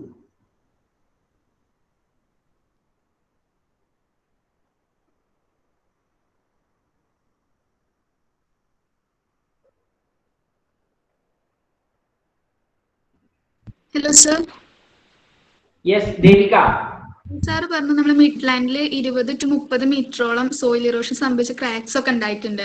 അത് നമ്മളെ എർത്ത് ഒരു കാരണമാവണില്ലേ? ഇല്ല. എന്തുകൊണ്ടാണെന്ന് വെച്ച് കഴിഞ്ഞാല് 20 to 30 ഇത് ഞാൻ പറഞ്ഞു, നമ്മുടെ ഇന്ന് കാണുന്ന വെസ്റ്റേൺ ഗട്ടിന് ഇതിനേക്കാൾ ഹൈറ്റ് ഉണ്ടായിരുന്നു ഒരു കാലഘട്ടത്തിൽ. ഈ വെസ്റ്റേൺ ഗട്ടിന്റെ ഹൈറ്റിന്റെ ഡിക്ലൈൻ അല്ലെങ്കിൽ കേരള സ്കാർപ്പ് ലാൻഡ് അതിന് ജിയോഗ്രഫി അല്ലെങ്കിൽ ജിയോളജിയിൽ പറയുന്ന സ്കാർപ്പ് ലാൻഡ് എന്നാണ്. ഈ സ്കാർപ്പ് ലാൻഡിന്റെ aerial declination is a normal phenomenon. അതിന്റെ ഭാഗമായിട്ടാണ് മിഡ്ലാൻഡ്സിന്റെ. പക്ഷെ എന്ത് സംഭവിച്ചു, അതിന്റെ ഇന്റൻസിറ്റിയെ നമ്മൾ പെട്ടെന്ന് കൂട്ടി. നമ്മുടെ ലാൻഡ് യൂസ് പാറ്റേൺ എന്ത് ചെയ്തു, അതിനെ പെട്ടെന്ന് വളരെ വേഗത്തിലാക്കി. We are not following the scientific land use pattern. Scientific land use pattern അല്ലല്ലോ നമ്മുടെ സ്വാഭാവിക കൃഷി രീതികളെ അല്ലെങ്കിൽ സ്വാഭാവികമായി ഉണ്ടാകേണ്ട കൃഷി രീതികളിൽ നിന്ന് മാറ്റം വരുത്തി നമ്മൾ എന്ത് ചെയ്തു, ആർട്ടിഫിഷ്യൽ അപ്രോച്ച് അഡോപ്റ്റ് ചെയ്തു. അവിടെയാണ് പ്രശ്നങ്ങൾ സംഭവിക്കുന്നത്. അത് it will not cause for earthquake, but it cause for the degradation of the land. Okay sir. Sir, yes. സാറിനെ പോലെ ഒരു ജിയോഗ്രാഫർക്ക് എന്തൊക്കെയാണ് ഈ കാലാവസ്ഥാ വ്യതിയാനവുമായി ബന്ധപ്പെട്ട് സമൂഹത്തിന് വേണ്ടി ചെയ്യാൻ സാധിക്കുക? ഇപ്പോ കാവ്യ, ഇതിന്റെ കുറച്ച് മുൻപ് ഒരു ചോദ്യം നമ്മുടെ നിങ്ങളുടെ തന്നെ ഒരു സഹപാഠി വളണ്ടിയർ ചോദിച്ചിട്ടുണ്ടായിരുന്നു. കോസ്റ്റൽ ഏരിയയിലെ ഇപ്പോ പുലി അങ്ങനത്തെ സംവിധാനത്തിൽ എന്ത് ചെയ്യാൻ? കേരളത്തിന്റെ ആ ഒരു കോസ്റ്റൽ ഏരിയയിൽ ഇപ്പൊ നടക്കുന്ന ഇഷ്യൂസിനെ നമ്മൾ എങ്ങനെ തരണം ചെയ്യാൻ? അപ്പൊ അവിടെയാണ് ഞാൻ പറഞ്ഞത്, ഒരു പുലിമുട്ട് നിർമ്മിക്കുന്നതിന് മുൻപ് അല്ലെങ്കിൽ കോസ്റ്റൽ ഏരിയയെ പ്രൊട്ടക്ട് ചെയ്യുന്നതിന് മുൻപ് നമ്മൾ എന്ത് മനസ്സിലാക്കണം എന്ന് വെച്ച് കഴിഞ്ഞാൽ, അവിടുത്തെ കോസ്റ്റൽ ലാൻഡ്സ്കേപ്പിനെ പ്രോപ്പറായി അനലൈസ് ചെയ്യണം. അതിന്റെ ജിയോമെട്രി മനസ്സിലാക്കണം. വേവ്സിന് ഒരു ജിയോമെട്രി ഉണ്ട്, ലാൻഡ്സിന് ഒരു ജിയോമെട്രി ഉണ്ട്. ഓരോ കോസ്റ്റൽ ഏരിയയും സ്വാഭാവിക കോസ്റ്റൽ ഏരിയയും നിർമ്മിക്കപ്പെട്ടിരിക്കുന്നത് ആ ജിയോമെട്രിക്കൽ റിയാക്ഷൻസിന്റെ ഭാഗമാണ്. അപ്പൊ അതിനെ കൃത്യമായി പഠിച്ചുകൊണ്ടാണ് ഒരു പ്രത്യേക കൺസ്ട്രക്ഷൻ സീ കോസ്റ്റിൽ നടത്തി കഴിഞ്ഞാൽ അത് വേറെ അവിടെ ആവില്ല അതിനെ എഫക്ട് ചെയ്യുക. ചിലപ്പോൾ 100 കിലോമീറ്റർ അപ്പുറം പോയിട്ടാകും അതിനെ എഫക്ട് ചെയ്യുക. അങ്ങനെ ഇതെങ്ങനെ നമുക്ക് ഓരോ കോസ്റ്റൽ ഏരിയയിലും കോസ്റ്റൽ സോൺ മാനേജ്മെന്റിലെ അതിന്റെ ലാൻഡ്സ്കേപ്പിനെ മനസ്സിലാക്കിക്കൊണ്ട് പഠിച്ച് നമുക്ക് പഠനം നടത്തിയിട്ട് അവിടുത്തെ ജനങ്ങളുടെ ആവാസ വ്യവസ്ഥയെയും അവിടുത്തെ ജനങ്ങളുടെ ജീവിതത്തെയും നെഗറ്റീവായി ബാധിക്കാൻ നമുക്ക് അവരെ എങ്ങനെ പ്രൊട്ടക്ട് ചെയ്യാം എന്നതാണ് ഒരു ജോഗ്രഫർ അല്ലെങ്കിൽ ഒരു ജിയോളജിസ്റ്റ് അല്ലെങ്കിൽ ഒരു meteorologist, any man who is practising sciences, അവരുടെ ഒരു ഉത്തരവാദിത്വം എന്ന് പറയുന്നത്. അതോടൊപ്പം ഇപ്പൊ ലാൻഡ്സ്കേപ്പ് എന്ന് പറയുന്നത് ലാൻഡ് സ്ലൈഡ്സും റെയിൻഫാളിന്റെ ഇഷ്യൂസും ഉണ്ട്. പ്രകൃതിയെ ചൂഷണം ചെയ്തുള്ള വികസന പ്രവർത്തനങ്ങൾ ഈ ഓരോ റിവർ ബാങ്കിലും ഇപ്പോ കേരളത്തിലെ നദീതട നിയമന പ്രകാരം ഡിസാസ്റ്റർ മാനേജ്മെന്റ് സെന്റർ തന്നെ പറഞ്ഞിട്ടുണ്ട്, നദിയുടെ സ്വാഭാവിക പ്രദേശത്തിൽ നിന്ന് 200 മീറ്റർ വിട്ടിട്ടാണ് കൺസ്ട്രക്ഷൻ പാടുള്ളൂ എന്ന് പറഞ്ഞിട്ടുണ്ട്. പക്ഷേ അതെല്ലാം കാറ്റിൽ പറത്തിക്കൊണ്ടുള്ള വികസന പ്രവർത്തനങ്ങളാണ് കേരളത്തിൽ നടക്കുന്നത്. അപ്പോ ഈ ഇഷ്യൂസിനെ വീണ്ടും ഇത് തെറ്റാണെന്ന് നമ്മുടെ ഗവേഷണ പ്രവർത്തനങ്ങളിലൂടെ ഹൈലൈറ്റ് ചെയ്യുകയാണ് ഓരോ അക്കാദമിഷ്യന്റെയും ഗവേഷകന്റെയും ഉത്തരവാദിത്വം. Yes. Okay, thank you sir. കേരളത്തിന്റെ ഭൂമിശാസ്ത്ര പശ്ചാത്തലത്തിൽ ഏത് വിധത്തിലുള്ള പ്രവർത്തനങ്ങളാണ് പരിസ്ഥിതിയെ സംരക്ഷിക്കാനായി ചെയ്യേണ്ടത്? നമ്മുടെ കേരളത്തിന്റെ സ്വാഭാവിക സ്ഥലഘടനയെയും കേരളത്തിന്റെ കാലാവസ്ഥയെയും മനസ്സിലാക്കിക്കൊണ്ടുള്ള വികസന പ്രവർത്തനം മാത്രമേ കേരളത്തിൽ പാടുള്ളൂ. കേരളത്തിലെ നല്ല ഏത് പ്രദേശത്തും നാടിനെ ഭൂമിയെ മനസ്സിലാക്കാതെ ഭൗമ പ്രവർത്തനങ്ങളെ മനസ്സിലാക്കാത്ത വികസന പ്രവർത്തനങ്ങൾ എന്ത് സംഭവിക്കുന്നു വെച്ച് കഴിഞ്ഞാൽ അത് ആ ഒരു പ്രദേശത്തെ ഡീഗ്രേഡ് ചെയ്യാൻ മാത്രമേ സാധിക്കൂ. ആ പ്രദേശത്തെ മൊത്തം ഡീഗ്രേഡ് ചെയ്യുന്നതിന് വേണ്ടിയിട്ടുള്ള ഒരു കാരണമായിട്ട് അത് തീരും. ഒരുപാട് സ്ഥലങ്ങളില് പാലക്കാട് ഉണ്ടായ വെള്ളപ്പൊക്കം എന്ന് പറയുന്ന ആർട്ടിഫിഷ്യൽ ആണ്. കൽപ്പാത്തിപ്പുഴയിലൊക്കെ ഉണ്ടായ വെള്ളപ്പൊക്കം അതൊക്കെ കൃത്യമായിട്ട് എനിക്ക് കാണാൻ സാധിച്ചിട്ടുണ്ട്.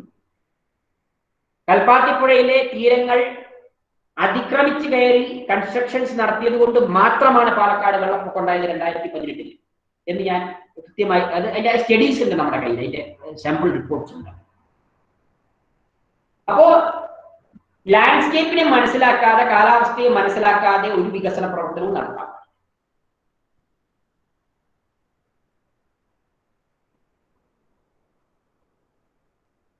Any more questions? എന്തെങ്കിലും സംശയം ഉണ്ടെങ്കിൽ ചോദിക്കാവുന്നതാണ്. Hello sir. Thank you. बोलो സൗമ്യ. ലാൻഡ് സ്ലൈഡ്സിനെ കുറിച്ച് പറഞ്ഞില്ലേ, നമ്മുടെ കേരളത്തിൽ ഇനി ഒരു ലാൻഡ് സ്ലൈഡ് വരാണ്ടിരിക്കാൻ നമുക്ക് എന്തൊക്കെ പ്രിവെന്റീവ് മെഷേഴ്സ് ആണ് എടുക്കാൻ സാധിക്കുക? ഇപ്പൊ തന്നെ ചെയ്ത ലാൻഡ് യൂസ് ചേഞ്ചസിനെ നമ്മുടെ കേരളത്തിൽ ഒരുപാട് ലാൻഡ് സ്ലൈഡ്സിനെ ഇപ്പോ കഴിഞ്ഞ വർഷം ഇടുക്കി ജില്ലയിൽ ഉണ്ടായ ലാൻഡ് സ്ലൈഡും വയനാട് കവളപ്പാറ മലപ്പുറം ജില്ലയിലെ കവളപ്പാറയിലൊക്കെ ഉണ്ടായ ലാൻഡ് സ്ലൈഡ്സും അങ്ങനെ പലയിടങ്ങളിലും ലാൻഡ് സ്ലൈഡ്സിനുള്ള സാധ്യതകൾ വളരെ കൂടുതലാണ്. കാരണം അത്രത്തോളം നമ്മൾ നമ്മുടെ പശ്ചിമഘട്ടത്തെ മോഡിഫൈ ചെയ്തിട്ടുണ്ട്. ഇനിയെങ്കിലും ചെയ്യാതിരിക്കണമെങ്കിൽ അനധികൃതമായ പറഞ്ഞു കഴിഞ്ഞാൽ സയന്റിഫിക് അല്ലാത്ത ക്വാറിയിങ്ങും അതുപോലെ അസ്വാഭാവിക പ്ലാന്റേഷൻസ് പ്രവർത്തനങ്ങളും ഹൈ എലിവേറ്റഡ് ലാൻഡ്സിൽ അവസാനിപ്പിക്കണം നമ്മൾ. Just 1 minute.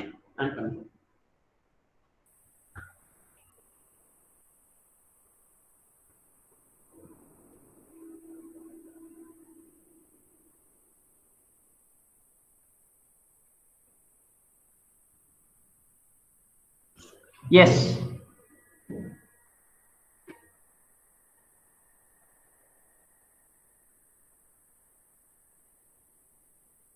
Any more questions?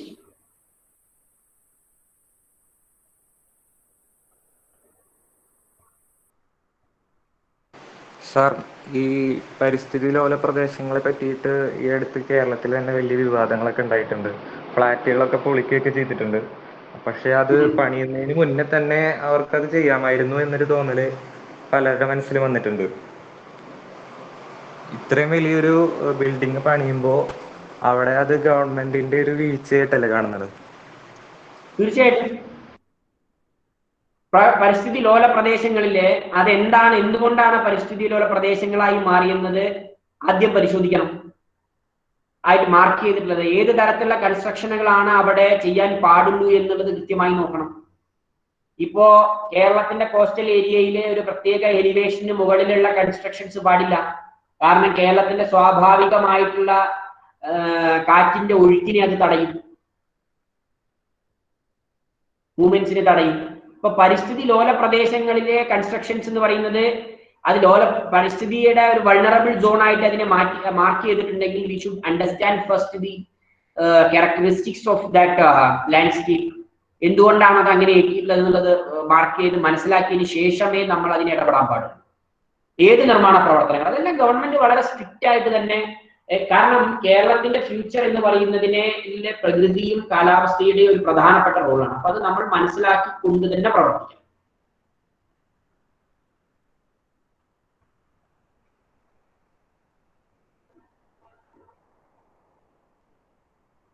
Any more questions?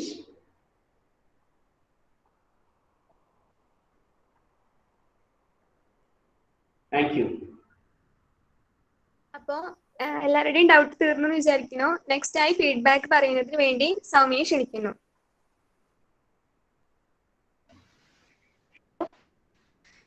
ഇന്ന് പരിസ്ഥിതി ദിനത്തോടനുബന്ധിച്ച് landscape and climate reflection from Canada എന്ന ടോപ്പിക്കിനെ കുറിച്ച് വളരെ മികച്ച ഒരു സെഷൻ തന്നെയാണ് ഡോക്ടർ സതീഷ് സർ നമുക്ക് സമ്മാനിച്ചത്. നമ്മൾ പലർക്കും പരിസ്ഥിതിയെ കുറിച്ച് അറിയാത്ത കുറേയേറെ കാര്യങ്ങൾ സർ നമ്മളുമായി ഇവിടെ പങ്കുവച്ചു.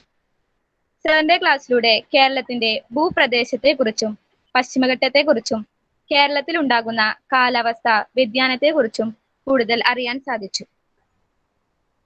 നമ്മൾ എല്ലാവരും ചോദിച്ച ചോദ്യങ്ങൾക്ക് സർ വളരെ വ്യക്തമായി തന്നെ ഉത്തരം പറഞ്ഞു തന്നു.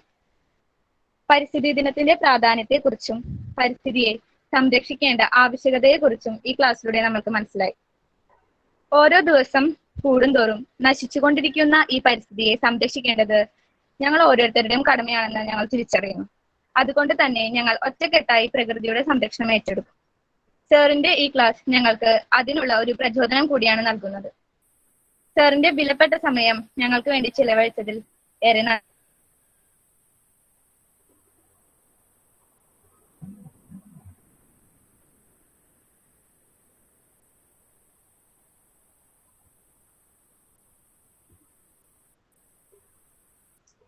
Thank you Soumya.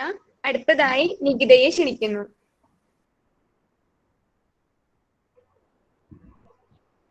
Hello sir, good morning.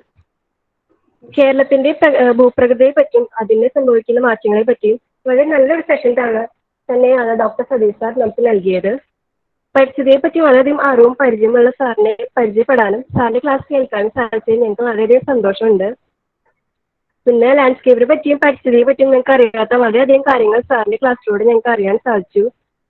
പിന്നെ പ്രകൃതിക്ക് വരുന്ന മാറ്റങ്ങൾ ഏതെല്ലാം തരത്തിലാണ് അപകടകരമായ പ്രകൃതിക്ഷോഭങ്ങളിലേക്ക് നയിക്കുന്നത് എന്നും ഞങ്ങൾക്ക് മനസ്സിലാക്കാൻ സാധിച്ചു. സാറ് പറഞ്ഞ പോലെ നമ്മൾ മനുഷ്യാലും അല്ലാതെയും നശിച്ചുകൊണ്ടിരിക്കുന്ന നമ്മുടെ എക്കോസിസ്റ്റത്തെ നമ്മൾ പുനഃസ്ഥാപിക്കണം. അതിനുവേണ്ടി നമ്മളാൽ കഴിയുന്ന പ്രവർത്തനങ്ങളെല്ലാം പ്രകൃതിക്ക് വേണ്ടി നമ്മൾ ചെയ്യണം. പിന്നെ നമുക്കറിയാം നമ്മുടെ ആരോഗ്യപ്രദമായ ജീവിതത്തിന് പരിസ്ഥിതിക്ക് വളരെ വലിയ പങ്കാണുള്ളതെന്ന്. പക്ഷെ അതിന്റെ ആഴം എത്രത്തോളം ഉണ്ട് എന്നും അതിന്റെ ഇമ്പോർട്ടൻസ് എത്ര വലുതാണെന്നും സാറിന്റെ ക്ലാസ്സിലൂടെയാണ് ഞങ്ങൾക്ക് അറിയാൻ സാധിച്ചത്.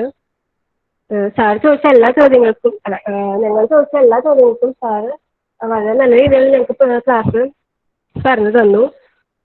ഈ ക്ലാസ്സിലൂടെ പരിസ്ഥിതിയെ പറ്റി സാർ നൽകിയ വിലയേറിയ അറിവുകൾ ഞങ്ങൾ മനസ്സിലാക്കി പ്രവർത്തിക്കുക തന്നെ ചെയ്യും. Thank you sir. Thank you Nikita. അപ്പോൾ സാറിന്റെ ക്ലാസ് ഞങ്ങൾക്ക് ഒത്തിരി യൂസ്ഫുൾ ആയിരിക്കും. കാരണം ഞങ്ങൾക്ക് അറിയാത്ത കുറെ ടോപ്പിക്സിനെ കുറിച്ച് ഞങ്ങൾക്ക് മനസ്സിലാക്കാൻ പറ്റി. അപ്പൊ അടുത്തതായി നന്ദി പറയുന്നതിന് വേണ്ടി NSS വോളണ്ടിയർ ആയ ദേവികയെ ക്ഷണിക്കുന്നു. Good morning sir. മനസ്സ് നന്നാവട്ടെ.